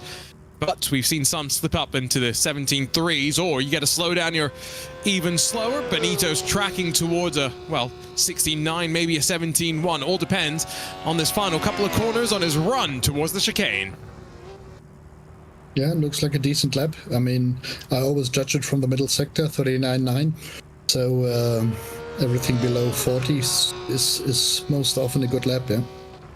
So here he comes. Breaks the timing beam. 17.074. We'll see how happy he is with that, but it's the benchmark that now everyone else is going to be stacking themselves up against. As next up, Luke Bennett. Decent middle sector.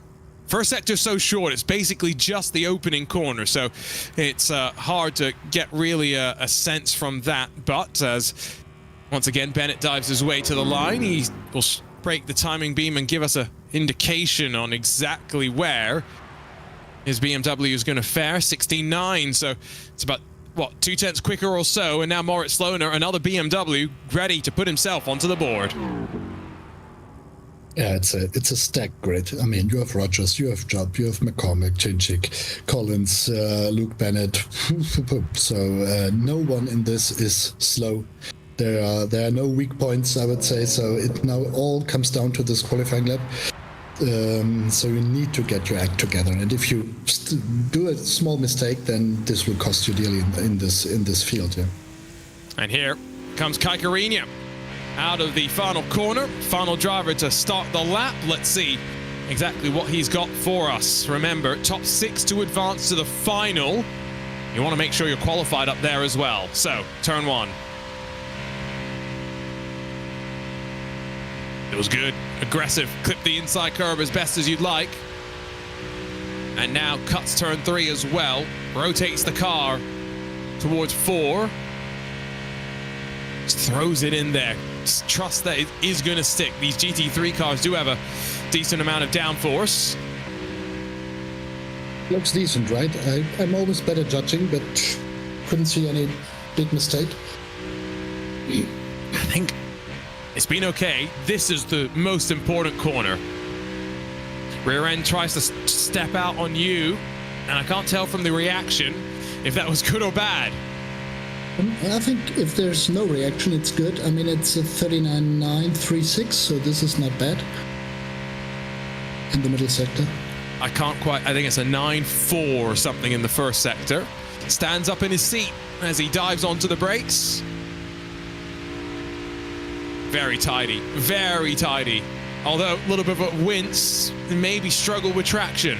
Tires would have been screaming, of course, at the very end of the lap. Where does Oliveira put himself into 6? Still a handful of cars to go. It's not a bad lap by any means. I can't fully see it. It's yeah, I have to see the super replay, but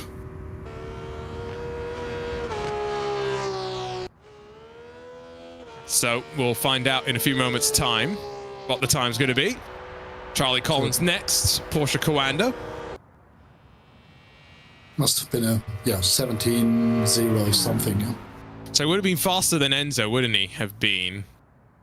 Yeah, or just somewhere in that ballpark of. Yeah. I say we'll it see. was 117.36. Is that the guess? This is the guess. Let's find out. I mean, other series have left. Ooh. 23.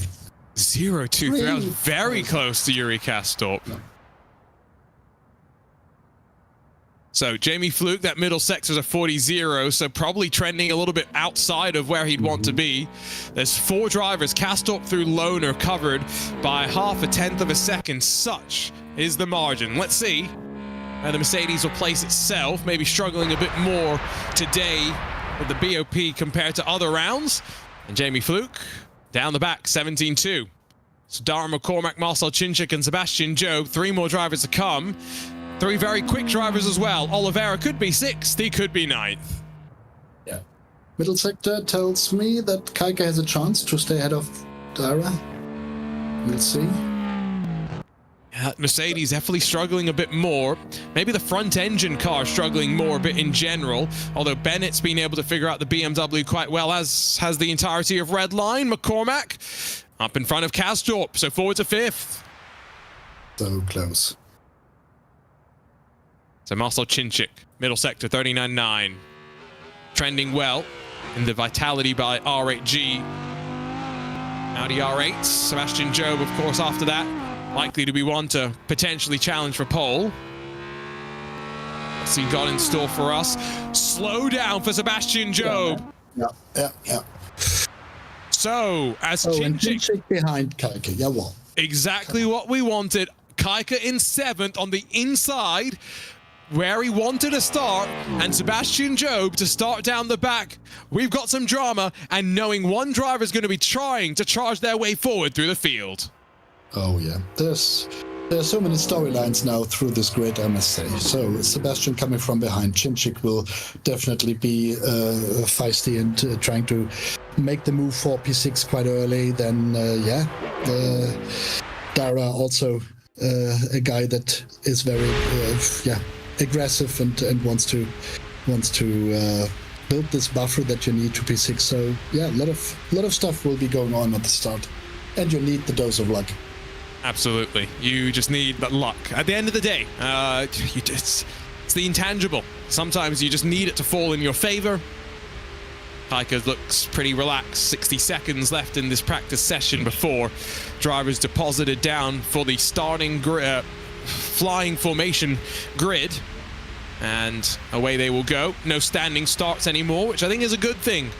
Florian, I think back to last year and, having to get the car off the line. It was an interesting challenge, don't get me wrong, but I enjoy these rolling starts. Have a bit more momentum, a bit more energy, and sometimes a bit more chaos. Yeah, absolutely.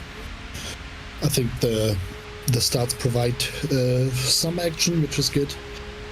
And you have to get it right. Not to risk any penalty at the start, and to stay in line and keep the distance to the guy ahead. So but we've seen pretty entertaining starting phases, I think, in the quarterfinals. So I think this will go on now as the stakes are even higher, and the level of drivers here with the different storylines involved due to the grid positions. I mean, it will be good. Hopefully. The jump starts were actually one of the main reasons why I like the rolling starts, because there's no risk of that anymore. Yeah. Yeah, so here we go. Onto the grid. Inside of row number 4 for Caique Oliveira. I'm nervous right now. Should be a good race though, and Caique, who's been in every single semi-final so far this year, just hoping to try and survive the chaos and the carnage and make his way forward to the final. But this is ESL R1, and there are no easy races, Florian. You look at the names in front, it's the best that the business has to offer. You look at the names behind, the same can be said, like you were saying, and some drivers may be out of position. Caique's going to have to be looking both forward and back. Yeah, absolutely. Yeah. But he's able to do it. As I've said, he's this this instinct to stay out of trouble somehow and to make the moves that he needs. Can you do this every race? Certainly not. There will be a race when it will not work well, but I've got such a big confidence, and also qualifying was exactly good enough to be there, and let's see. So here we go. As the green flag drops, Oliveira's already looking to the inside, but I think more defensively from Enzo Benito will try and make the move on Dara McCormack, clatters and clambers over the curb, but avoids making any contact, avoids being looked on by race control, and as Tumas Tatala now, argy-bargy with Williams, there's a car rejoining. It's the Porsche Coanda machine of Josh Rogers, who drops outside of the top 5. He'll look alongside of Oliveira towards turn 5. Contact made. Caique Oliveira saves it, drops down towards the tail end of the field, but importantly, Florian, he's still out there and in 9th position. Yeah, he's still out, but we have to look at it again. Wow, that could have been a lot more chaos. These rejoins have been the site of the drama. First for Ibraheem Khan, now for Caique. So Sebastian Job, the driver, challenging with Marcel Chinchik, but not getting any draft. That's going to mean 3 wide incoming. Here he comes. Oliveira going to steamroll his way to the inside. Finally, Job's getting a bit of draft from, I think that's Benito in front of them. And Oliveira's going to force the issue. He's going to force Job to make contact, and Oliveira goes around as well. Oh, what a chaotic opening lap as Chinchik pointed in the wrong direction. Yeah, a bit shocked. Oh, heartbreak. Yeah, we also have to look at this scene again. This is the ups and the downs of motorsports, right? You go from talking about being in every single semi-final so far to just suddenly a couple of moments, couple of corners, see you down in 9th position, and with Jamie Fluke and Moritz Lohner already tangled up in incidents, Marcel Chinchik drops to the tail end of the field. At least it's not the very back of the field. 10 more laps to go at the line. Caique is going to try and salvage what he can. Here's a look at the, well, not so super replay. I mean, yeah, okay, hard to judge. I think that the situation right after the start, or the first one, this was the one that was a bit odd. We'll grab. I think it was Josh, yeah.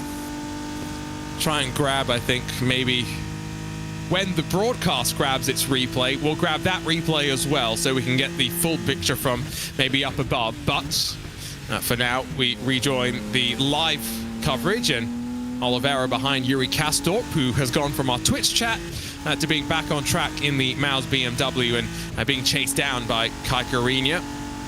So there are almost 11 seconds between Caique and the race leader. More importantly, I guess the question is, what's the gap between 9th and 6th? It's around 6 seconds, 7 seconds or so. So it's a lot of work and a lot of time to close up in 10 laps, 10 relatively short laps as well, but we'll see what he can do, see what points he can get onto the board as well. Yeah, it looked weird. Well, so, I mean, out of his own power. I mean, it's not possible. So I don't know what the gap from Sebastian to P6 is and who isn't P6.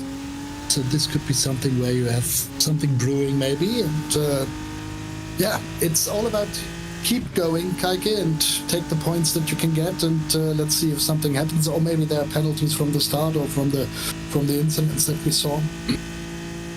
Let's see. Onto the brakes once more. Joys of motorsport being that you are dealt a hand and now you must recover from it.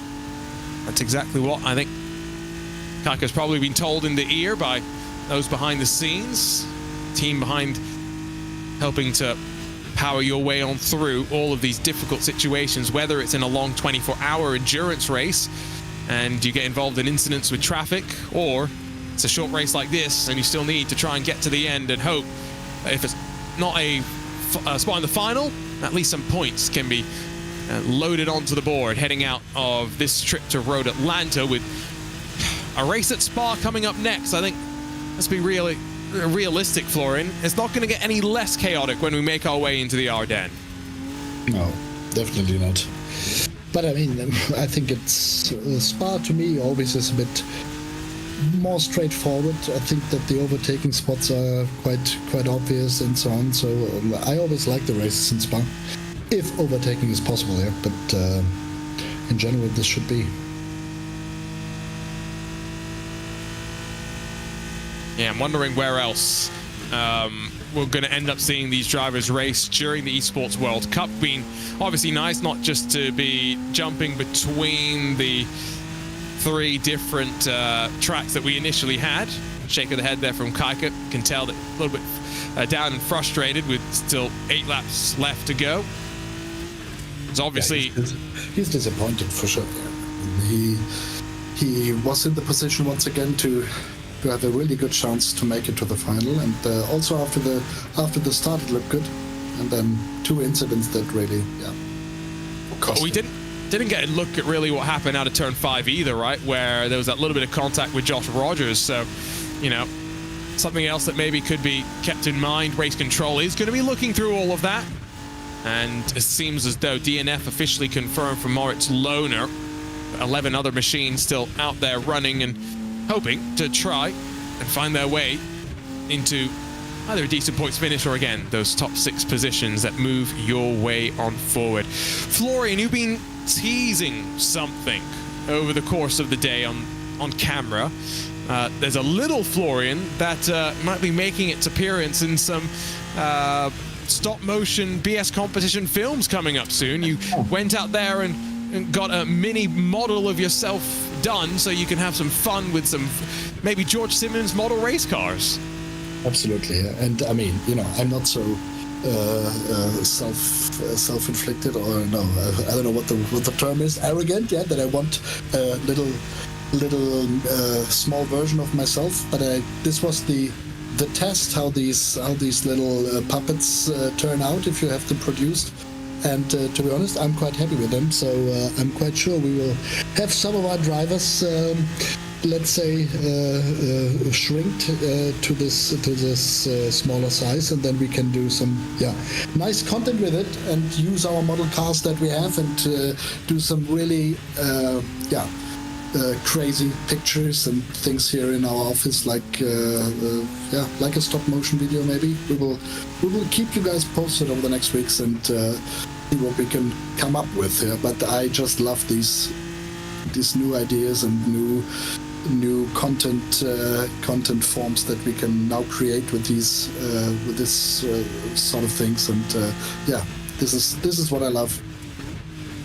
I wonder if we're going to start saying, honey, I shrunk the drivers. And I guess, to be fair, Florian, you had to be the first candidate, because if it was to, you know, not look so good and it was to be a creepy image, then probably would not want the drivers to have been the first one. So Rogers loose by himself, to be honest, and then we don't actually see what happened to turn 5. We see this, where Caique sticks the nose alongside of Chinchik and Sebastian Job. Ends badly for Chinchik and Caique. Not sure what Race Control will make through all of that, but Florian, I'm sure you're keeping an eye on the Race Control sheet and you'll let me know. Yeah, so Josh received a 1-second time penalty. Okay, so that was for the contact. It would have been through turn 5. Was there anything for the contact at turn 10? No, nothing yet. Nothing yet, okay. Yet being the operative word, because you never know what Race Control would have made of all of that. But onto the back of Yuri Castle. A little bit behind, of course, Sebastian Job in 7th position. No real challenge there. What can we do to try and fight forward? Caique's looking. Not close enough this time by. Yuri seemingly getting a decent enough run out of turn 7 to be able to hold on, but it's a couple of places where Caique is maybe better through the corners. You can just see it out towards the line once again. Caique talking on the radio as well, so clearly there's some conversation and some chatter going back and forth. Yeah, I mean, now it's a fight with Yuri, which is, I mean, both of them they can freely fight. I think it's just for this position. So Hopefully they can deliver some good racing. Yeah, I mean maybe this is what Caique thought. Okay, and now let's give the viewers a little bit of a good fight after this disappointing race for Yuri definitely as well. Yeah, we've got one more semi-final to come. Robbie Stapleford will be out there in the Pumpkin Plow BS competition entry. You, the viewers, can help us name that car. Caique Oliveira, we've named this one. That was easy. The Big Red Machine, that was self-explanatory. We need to come up with the official nickname so we can start producing some merch for Robbie Stapleford. That's my end goal here on these team streams. That's why I've been championing this so much. Yeah, I think first we should start to produce orange staplers. Okay. Yeah. So this could be a good first step with a zebra on it, and then we have the Robbie Stapleford merch. But but for the car, I'm still quite clueless if the pumpkin thing is the right way to go. But Clementine Cruiser, that was another one. This was the worst. ChatGPT helped us to come up with some suggestions, and yes, for the most part, they were not good, were they? No, not at all. Well, bouncing over the curbs out wide through 5. Oh, there's a penalty for Sebastian Job, 3 seconds. Oh, okay, so he's still about 5 seconds in front of these two as they battle right now, but if they close up a couple more seconds, then you never know. I mean, it's not so easy to close up a couple of seconds to Sebastian Job, but maybe it happens. Wow. So 3 to go at the line. Oliveira was close enough to look for it. Didn't force the issue. Jamie Fluke is not too far behind as well in the Mercedes for the Apex Racing team. So, could be a 3-way battle with 3 laps to go as out through turn 1. Caique's close, and this is a passing opportunity if you get the slingshot. Don't think he's going to brave it. It'll be very, very risky. And Yuri holds on to the spot for the time being, climbing up to turn 3. Yeah, we have to be careful with Yuri, otherwise he will never show up in our stream again or in the chat. But he's such a good guy. He will always be around to support Ibraheem Khan. He almost loses the rear end there. Here comes the chance. No, apparently not. Oliveira backs out of it. Yeah, he's respectful. Doesn't want to waste too much more time knowing that Jamie Fluke is now, through that mistake, right on their case as well. So, good run out of the corner for Castor. Not the best run for the BS competition machine. Here they go. Slingshot in effect. Draft activated. And the move is very much on. It's a BMW on a BMW. Frank Oliveira's going to give the room. Castorp's going to give room as well. This is proper respectful racing down the hill. And side by side through the final corner. I mean, this is as good as it gets. Oliveira still having to work to make this happen out through turn 1. No, don't touch him, please, Yuri. Thank you. He was not... Yeah. Wow. Yuri, I think, has been passed by Jamie Fluke as well through all of that. That was great. Yeah, it was great. Incredible. I love that. That is what ESL R1 could all be about, except sometimes it ends up being more like lap 1 than lap 10. Yeah, absolutely. So, too far away to benefit from this 3-second penalty? Yeah. Yeah, I think, unfortunately, Sebastian Job, that definitely means, though, that he will not move forward. So anyone in front of him is comfortable. That slightly changes how these final 2 laps will go. So now just looking in the rearview mirror, where's Jamie Fluke? Probably in the draft, trying to close. Is he going to be able to force the issue in the number 49? Don't think he's close enough this time by. Nope. I mean, it would fit this race if something happens on the final lap or something. And there he is. Gets the switchback. Gets it done. On to the last lap, though. It's a fight for 8th position. Here he goes. Up through the opening corner. We ride on board with this cockpit visor cam effectively. We see what Caique sees. Yeah, maybe one last chance, but Jamie's flying. After the incidents on the opening lap. Definitely pushing. Caique pushing a bit too hard. Loses the rear end. Loses some time. This could be it. I think it is indeed. It all just stymied from the opening lap. The shenanigans out through 5 initially slowed down. Caique dropped him back to 9th. And then at the chicane, 3 wide was not going to work. And the frustration's evident, but the pace is there. And again, it's another semi-final. So make that 5 in a row so far in ESL R1 for 2024. Yeah, there's not always been luck, but the speed, the consistency, he's doing his best. And Caique dives down to the line, and he's done, unfortunately, in the second round of the Drivers' Championship. Yeah. I mean, this is a bit the story of this Drivers' Championship now for Caique. I mean, good performances, always the potential to make it to the final, and then stuff happens in the semi-final, pretty much out of his control, I must say. And drivers get penalized that are involved in the fights that ultimately mean that he's not in the final, and the drivers get penalized are in. So, which is a bit sad. We'll have a chat with Caique in a few moments' time, and after that, it's time for Robbie Stapleford to get his chance in semi-final 2 and see if he can be the first of the BS drivers into the final here in the Drivers' Championship rounds. Fingers crossed for him and his shed. See how it will go. Just waiting for the drivers to get yoinked out of the sim as well. Seems as though it's taking them a little bit of time to come and chat with us. Maybe a bit of a debrief going on as well.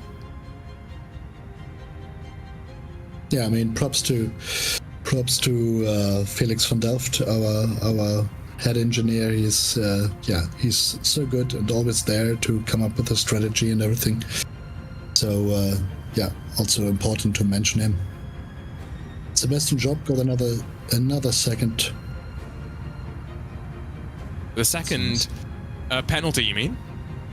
Well, at least he's listed now in the post-race penalties as well with 1 second. So okay, we'll of course get final word at some point from race control, but for now it's time to chat with Caique. And Caique, I mean, man, what a race! Like you don't even know what to say about that one. I don't know. I just got killed like twice, and I managed to survive somehow. I just.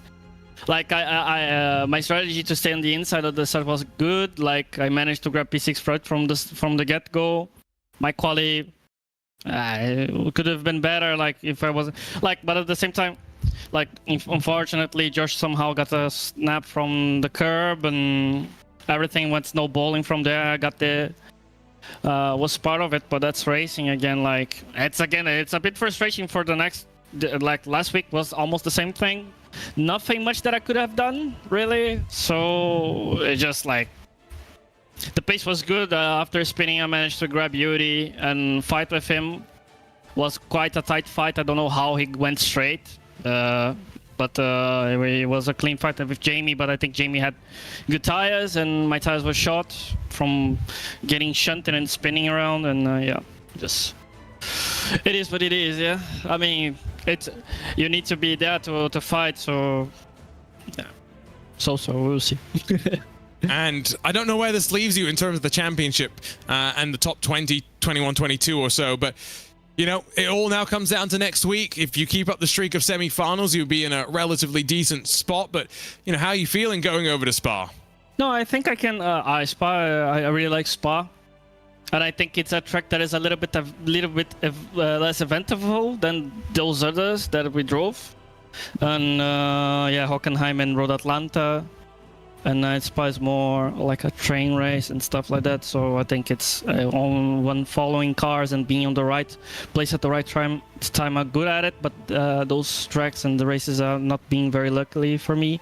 But I'm very confident that I can lock in the top 21. That's not my goal, but at the same time, it's not too bad to be in the top 21 to fight for last chance qualifier, and maybe we'll make it happen. And yeah, that's the end goal, really. Like, of course, I got spun. I'm annoyed, but to be honest, I'm not really so annoyed because it's not the finals, right? So especially with the teams and drivers, like I'm just all in all the time and try to be as fair as possible. But sometimes, like, I think you guys can see some moves can get away with it.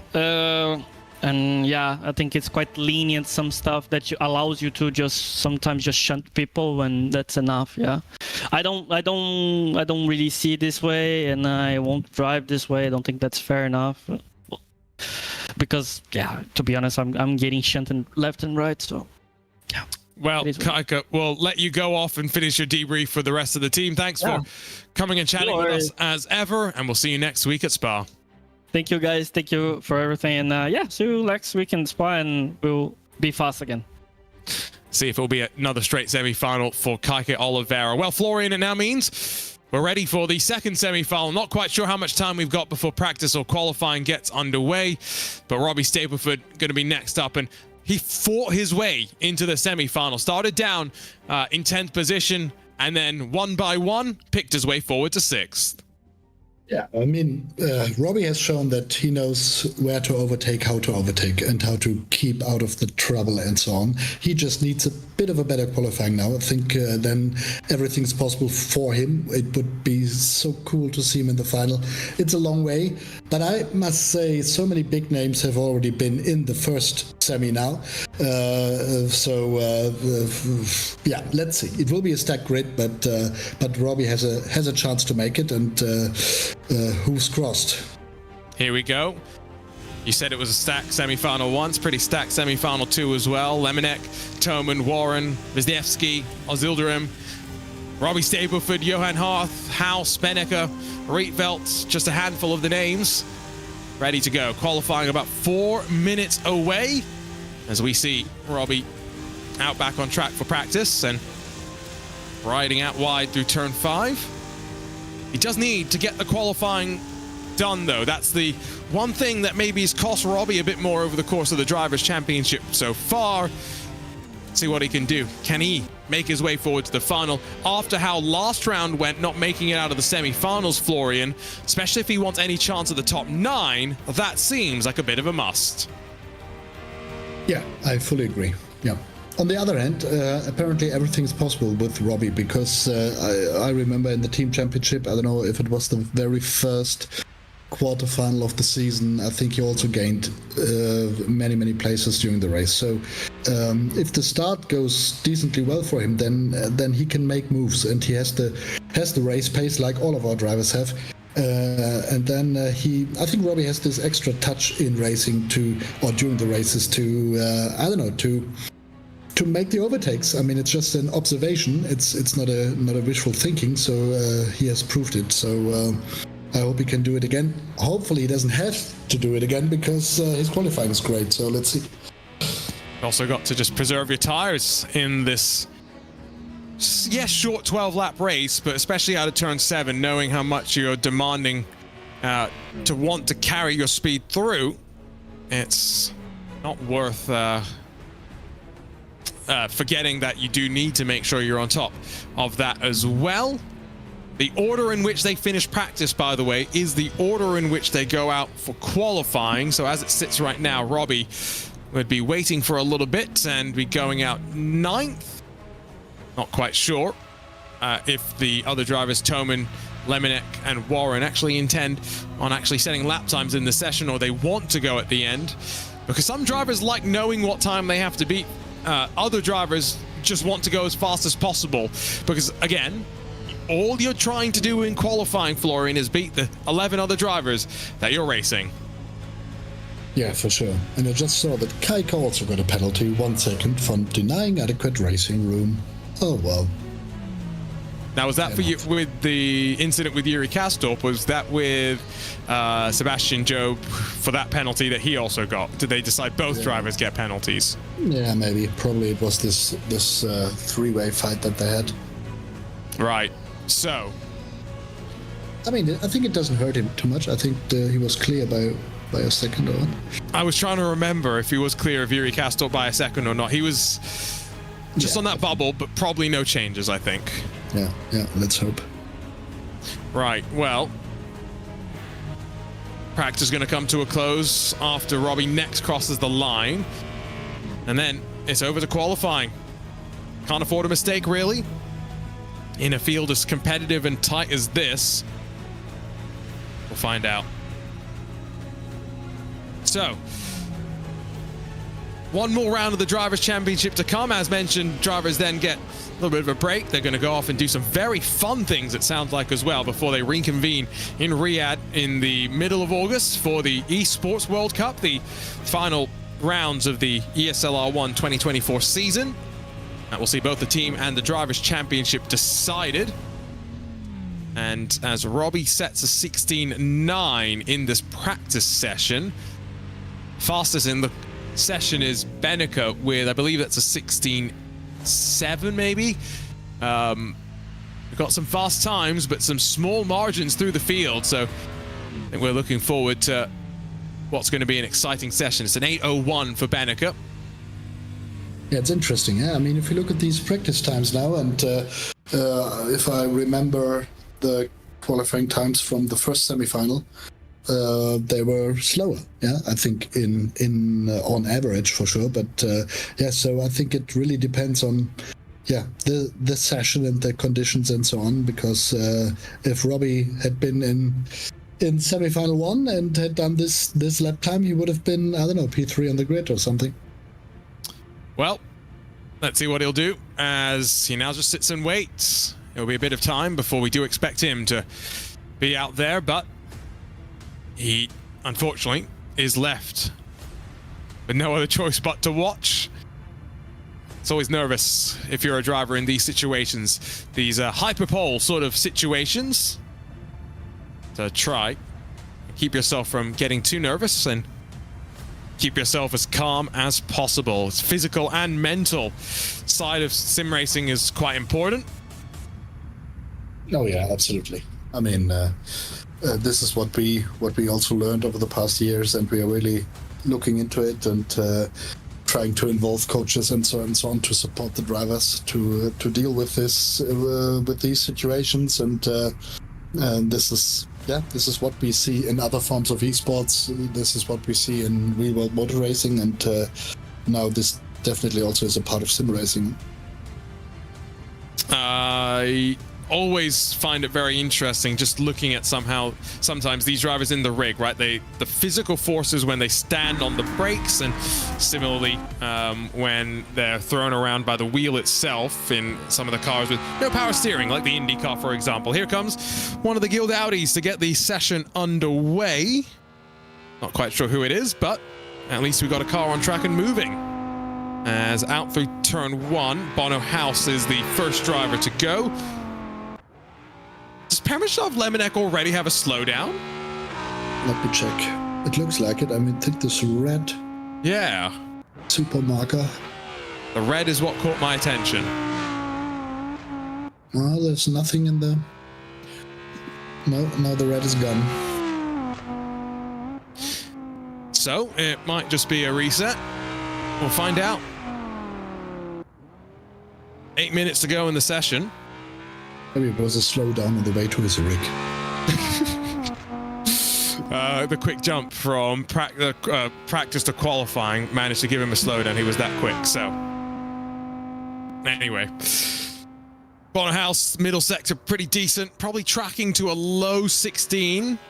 High 16, low 17. But he'll be the first one to give us a sense for exactly wherever everyone in the session is going to be aiming to be. Of course, they're aiming to be as fast as possible. Could we do some lap time prediction? Go for it. 17.021. Oh, not far off, Florian. We don't need AWS insights, we need Florian insights. This will be a 059. 0.5? Yeah, 059. I think he'll be a bit quicker. I think he might end up being a 0.2. We'll see. I think your first guess for Bono might end up being here. Ulas next to come. Ooh, 0.99.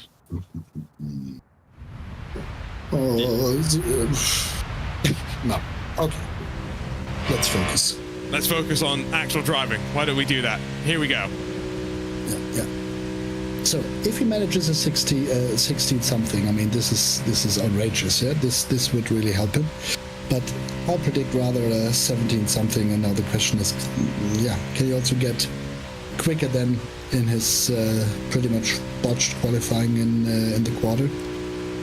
4 drivers in the 17 zeros. Make that now 1 driver in the 16 nines, because I think Yuri Toman might just have been able to go a little bit faster and break himself into that elusive bracket. It's going to be Bennica and Stapleford maybe next across the line. Onto the brakes through this crucial turn 7. Maybe tried to turn it a bit early, needed 2 bites of that. Smooth onto the power though, that was pretty tidy. What's the middle sector going to be? Oh, it's a 40.059, so Robbie's probably closer to 17.1, and you could see the reaction he knew at Bennica, by the way. Not necessarily the fastest time we've seen from him. He was fastest in practice, or one of the fastest in practice. He's down in 6th right now. Yeah, I mean, Max was so fast in the other sessions, but yeah, probably a mistake or something. Yeah, Robbie now, damage limitation. Oh, he's at least in front of Bennica, so, you know, it's a small win there at least, but Hearth, Ellis Jr., Warren, all still yet to come. Would be not unexpected to see them do decent times. Here's the replay, though. You see Bennica across the line first, and that Mao 71. I mean, if you beat Max Bennica and you are 6th, then you know what happened. It's not a bad lap, is it? It's, you know, no. It's just the margin at this level. Again, Yuri Toman, the only driver so far in the 69.60 for him. Everyone else like at least a 10th slower than Ulas Özildirim, or around a 10th slower than Ulas Özildirim in that 2nd spot. There is the Orange Machine, which, by the way, still need a little bit of a nickname. So let us know. We haven't finalized that. There's Johan Hearth, though. Middle sector 39.894. It's pretty decent. Could challenge potentially for pole position. Yeah, this looks like this. Dane Rowan slow down, I think. So that will pop up on the left on the timing tower in red when he finishes that sector for Dane. So 2 more Apex Mercedes. The Porsche Coanda for Warren, red lines BMW for Siggy, and Lemonek in that Audi still left to come. Now Hearth goes to 3rd. It was right around in that ballpark of where he would have wanted to put it. So now his teammate Ellis Jr. will try, if not to match, if not to go even better, to try and go for pole. The middle sector not really trending, I think, to put it in pole category. Warren confirmed as starting down the back behind Bennica, so Robbie's going to start no lower than 10th position as it lands right now. Ellis Jr. to the line, and Ellis Jr. to the top. Lab, yeah. Wow, that last sector is where he got it done. And P10 would be, the same position as in the quarterfinal, and we know how this ended. It takes some work, but yes, we do know that Robbie Stapleford could do it if asked. So Dane's going to head to the line, confirm himself as probably starting at the back. So Kevin Siggy will be next in the BMW. What's his middle sector? 43. Oh, this could be slow as well. Mm-hmm. Could even be... Oh. This could be slower than Bennica. Yeah. Let's see. Come down to the final sector, because sector 1 was, I mean, it's such a short run, so the difference between a 094 and an 095 is not much. He's furious with himself right now, though. What's it actually going to be? Kevin Siggy, 17.376. So Robbie now No lower than 9th. Could he start 8th though? Lemonek with a very good middle sector. Probably going to go up there to the top 6. Yeah, let's wait and see, but... He seems to have, by the way, joined the haircut club. Yeah, Much like Sebastian Job. Is that going to be a haircut that takes him to pole? Oh, no. But it does take him up into the top 6, exactly what he needed to. And as they crash in practice, oh my heavens, oh no. This happens. There's a wrecked BMW somewhere around Road Atlanta. Robbie Stapleford ready to race from 9th position. Yeah, I mean, let's take the positives. One position better than in the qualifying, and it is a position where he can fight. If he is as racy as he was in the quarter, then he has a chance to make it. That's all you ever need, again, in motorsports, is a chance. From there, you hope that you've got the car and the speed to be able to challenge. They're fighting down through the final corner, as you can hear at Michelin Raceway Road, Atlanta. 30 seconds left in this practice. It's gone wrong.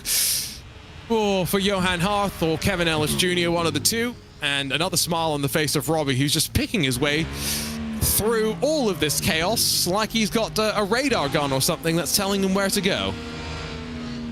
Cheat codes. Right, so nerve building. We will see a lot of action in this race, I have the feeling. If it's any of the action that we've seen in this practice session, it'll be good for Robbie, that's for sure. Yeah. So, Robbie's going to start again in 9th. Job to get to the top 6.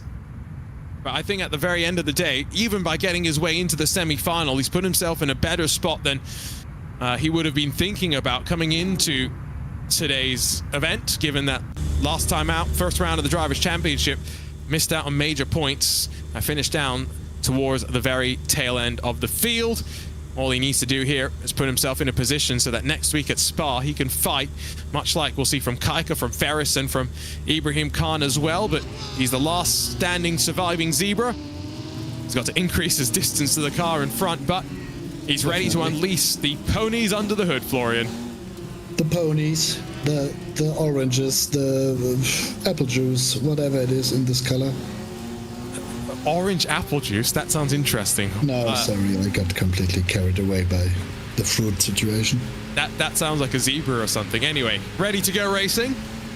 Picks up the throttle. Watch the inputs at work. And already, oh, there's going to be 3, maybe 4. Yep, here comes the 4 wide. Down to turn 1. They're beating, they're banging, they're rubbing off one another, and it ends in disaster. Off into the gravel goes 3 or 4 cars. Stapleford pointed in the wrong direction.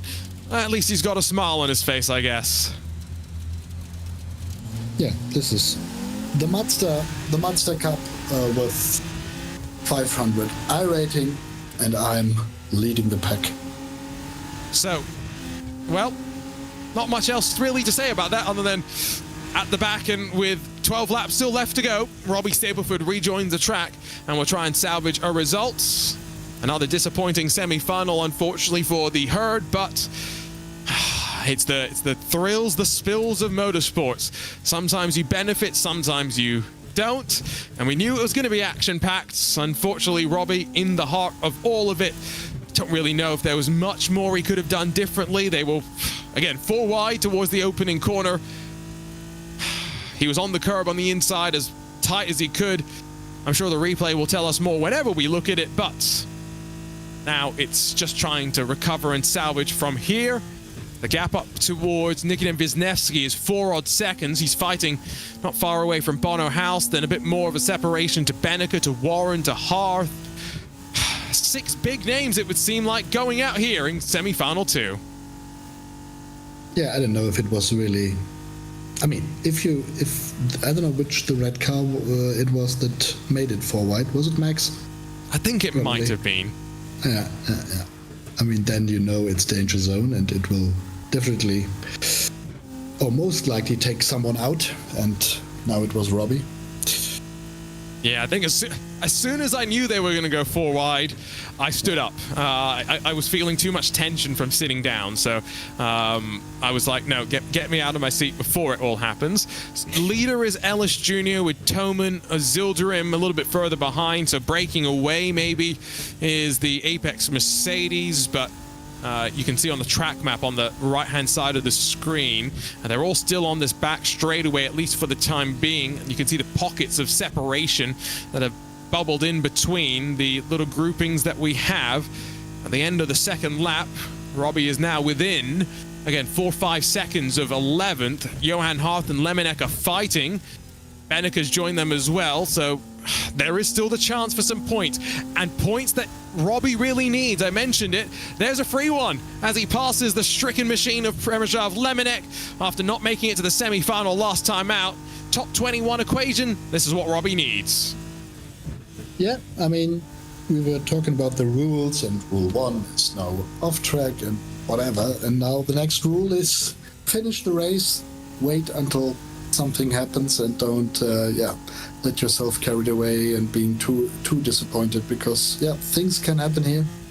And apparently the fight for P6 will also happen here, although I cannot see the gap from Johan to whoever is in P6.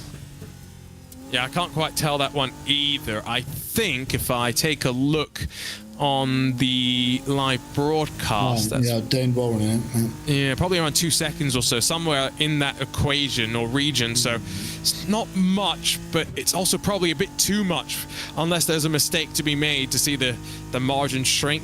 I guess one benefit, or one, it's a benefit and a detriment to the competition here on Wrenchport, right? There's no damage to these cars, so we see all these physical encounters.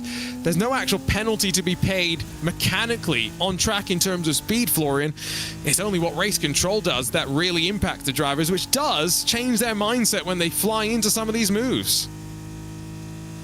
Yeah, absolutely. And this is why it is so important, and this is what I sometimes don't understand also among the drivers, because I mean, everyone knows that in one race you're on the receiving end, on the other you are in a maybe better position. But I mean, it just only in one case of 55 it turns out to be successful. If you, I don't know, do a rejoin and just think you can just rejoin, and then it's 3 wide or 4 wide, and then making it 4 wide just because you're, I don't know, frustrated by yourself. So a bit of patience and confidence in your own speed would help, but I guess this is a general thing in motor racing and in sim racing especially.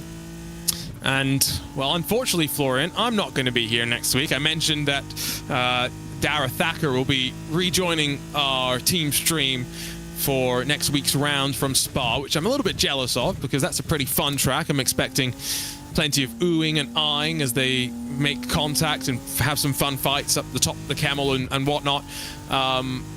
But that is the final chance for these drivers to get into the top 21. This is what Caique was mentioning in his chat with us. Top 21 means you still have a chance of being in the Drivers' Championship in the Esports Racing World Cup. Only the top 9 are locked in. The other drivers have to go and fight in a second chance race. And so Robbie right now, I'm sure, going into the next round, he's probably thinking, what do I need to do? Is it a semi-final top 6 and a spot in the final that gets me into the top 20? Or am I good enough with a semi-final finish in the 7th spot or something? Can I be a little bit more conservative and still have a chance? Yeah, it will be interesting to play these mathematical games and so on. But I have the feeling that you definitely need semifinals, and a final would also help. And then I think you're pretty much locked in. So it's all to play for next week. Right. So 7 laps to go for Robbie. He is closing slowly on Nicodem, I think, but we're talking very, very small margins here and there. He's just holding on as best as he can and trying to persevere. Lap time for him, 17, like 8 last time by, or close to that. Was not necessarily as rapid as he could have been. Maybe struggling a bit more in traction now as, again, the rear tires just slowly start to go off. 10th spot with Benneker dropping down as well. Sure, race control busy looking through everything that they've seen, but only so much to look through.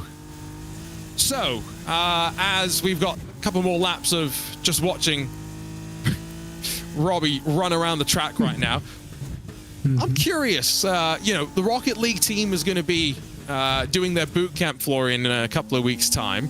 I think you need to try and get them to race against the sim racers, and then the sim racers to play a game of Rocket League against the Rocket League team. And we want to see which one has more of a skill gap. You know, I'm kind of curious. Will the Rocket League people be closer to the sim racers, or the sim racers be closer to the Rocket League players? Yeah, we will definitely try all this and see how it works. Maybe we will also play a match of, I don't know, FIFA or something that I can also join in, because I'm so bad at Rocket League and so bad at sim racing, so I need to challenge in a different game. No, but I'm sure we will have a lot of fun here in bringing these two worlds together, like Rocket League and sim racing. I mean, we did it already with our first Rocket League team a few years ago when we brought Niels Koch to the boot camp, and he showed them a bit of sim racing and so on. And but now it's all more natural because we all do it here in our facility and have this meetup. Then Ferris and Caique will go to BMW and Motorsport on Monday. They get a tour there. Maybe they can jump into the simulator there as well. I'm not sure if it's possible, but we will try it. So a lot of stuff going on, and I think this is also so important to make the stay also of our drivers here so enjoyable, and to show them that that it's not just about getting prepped for the races, but also to enjoy being a member of the herd and to being part of our team and to have some cool incentives. And then we have the German football team playing on Saturday. Hopefully they also stay in the tournament for quite a while, because Caique and Ferris also have their wonderful German football jerseys now, and hopefully they have to wear it a couple of times. Only during the Euros, though. They're not allowed to wear that during the World Cup, otherwise they'll be in trouble back home, maybe. Will be. At least Caique might be in Sao Paulo. Yeah. No, you never know. Maybe Indonesia could make it to a World Cup one day. Might take a bit more time, but you never know. So, Southeast Asian football culture is not that bad. Singapore's football teams had some decent levels of success and whatnot. So, who knows? 4 laps. I can do my math for Robbie next time at the line. I think Bono House and Nikitin Wisniewski not really fighting too much with one another. Johan Harth is, let me check the gap to Dane Warren, 5th and 6th positions. Oh, here we go. They're showing actually all of the chaos at turn 1. That was not a super replay. Definitely not super. Nope. Yeah, the gap is too big, so there won't be any fights here. Yeah, 2 seconds between Dane and Johan for 6th and 7th. So yeah, I think that's basically done and dusted as it sits right now. Robbie started 9th, going to finish down in 10th position. It's been a round where 2 zebras at least have been able to get their way forward. Ibraheem, finishing in 7th was just that 1 position shy. Even Ferris showed his speed and definitely had the potential for maybe a little bit more. What will Spa have in store for the team? One more chance for them all to push as much as they can at a track where the drivers have lots of experience, because of course Spa was one of those 3 tracks which has been part of the ESL R1 rotation since day 1 in early 2023, and it's also one of those tracks where, let's be honest, across the world of sim racing, we use so much that it's not special. It's not as special as it should be, Florian. Like Spa in the real world is such a special track, but I commentate on it every week or so in here in the sim. Yeah. And I think now the funny Spa weeks are just starting. Yeah, I mean, with ESL R1, then we have the iRacing 24 hours of Spa, then we have the ACC SRO 24 hours of Spa at some point. So yeah, I guess. I mean, this is, we can have a long chat about this. I mean, with the VCO competitions that we do run as well, and we do. So maybe we should use Spa differently than with another 24-hour race. I think the track is really great and delivers great racing, but the formats need to be maybe the new thing and not the track. Can we drive? If the Sims will let us drive around in reverse, for instance. Yeah, you know that it would never happen in the real world because of safety. Yeah. But yeah. All the other things that we have discussed so many times, like the elimination shootouts, where the last or the last position is disqualified, and then we can't do that, Florian. Last time we did that at Spa, we made global news. It's true. Yeah, the Golden Toast Grand Prix. I mean, we made British tabloids for what we did. So we should do it again. Fair point. Maybe we should be doing it. No. Okay, I'm picking up what you're putting down. Okay. Yeah. To be fair, that is going to be the clip of my commentary that is probably viewed the most time, of Max Verstappen running into the back of Sven Haasper. Reading the title in the Gazzetta dello Sport in Italy, which is an amazing sports newspaper. What? Yeah, it was in there. And then in the event, I don't know Italian, sorry, Golden Toast GP, and this is, we've been working on sim racing for so many years and did so many events, and one thing makes it into Gazzetta dello Sport, and it's the Golden Toast. Yeah. Thanks, Max. Oh, this is incredible. Oh, this is wild. Oh. Absolutely. I couldn't believe it. No, I mean, it was everywhere. Yeah. Pablo did a good job. Yeah, I mean, what drama? I can show you something when you are back. Do we still have the Golden Toaster somewhere? For sure. Yeah, that was the most special thing of all of that. But wow, I've just found out that was on Italian press.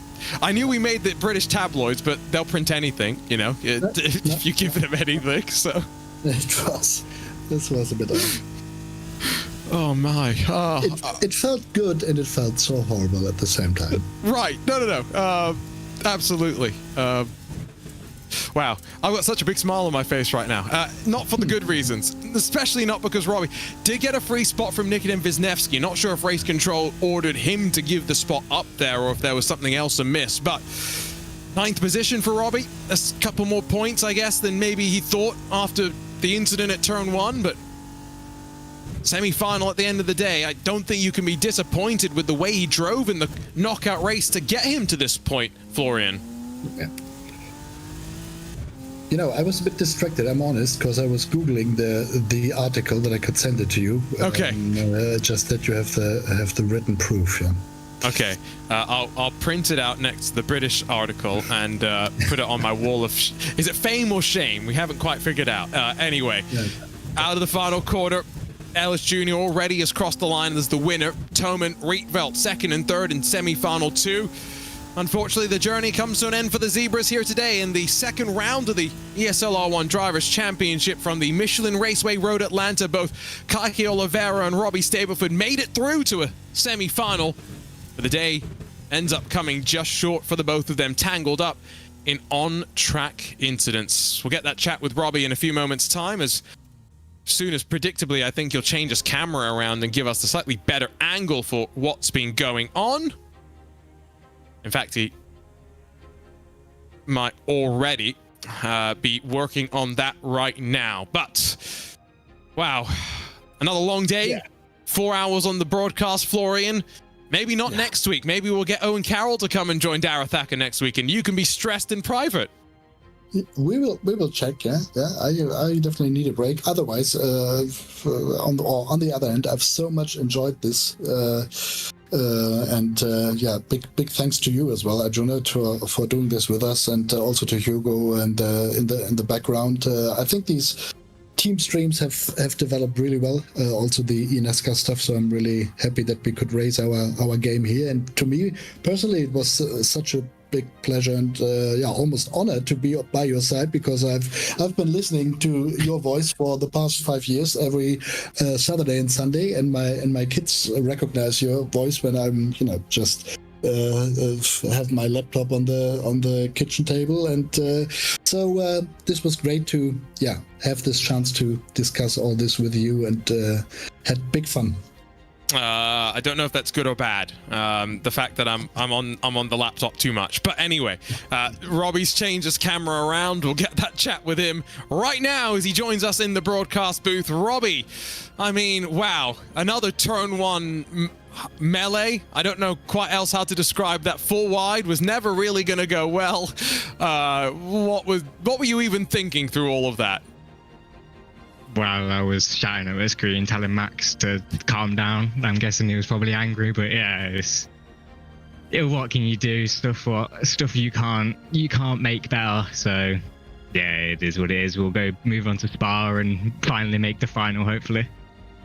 And I guess at the end of the day, right, it was important that you also got a couple more points, right? Finishing in 9th, top 21 to be in contention for that last chance. I don't know where everything's stacked up right now, but you say, go over to Spa, you'll figure where you stand out, and, one more chance in this Drivers' Championship before, all roads lead to the Esports World Cup. Yeah, totally. If stuff like that happens on the first lap, you just got to hope people go throughout the race having crashes or problems of their own, so you can pick up the pieces and get those extra few points. I mean, every 1 point counts. So yeah, we'll see how Spa goes, but this round went well, and I'm normally pretty good around Spa, so yeah, I'm hoping that definitely should be semi-final. And looking at how that race finished with Kevin and Dane getting through to the final as well, so I think we should definitely be able to make it through to the final in Spa, and hopefully we make the 21st or top 21 as such for Riyadh. And well, I think that's the task at hand. Looking forward to seeing how it all goes next week. Robbie, congratulations on making it through to the semi-final, and best of luck next time out. Cheers, thank you. And so a chat with Robbie Stapleford means that now we're done and dusted. Florian, any final thoughts before we wrap things up? There is your minifig, your stop motion figure, ready to be put into the wheel, the virtual cockpit of a small car. George Simmons decal layered. We should do it. Problem is, if you have got sweaty hands that I usually have, the guy loses the collar on his trousers. So this goes on for a few more minutes. He will be quite, so better leave him there. Sounds like our cue to wrap things up. Don't forget, you can still watch the final on the official ESL R1 channels here from the second round of the Drivers' Championship. We'll be back here next week. Dara Thacker will be your host for the final online round of this 2024 ESL R1 campaign before all roads lead to Riyadh and the Esports World Cup. For those behind the scenes, so long and goodbye. Bye-bye.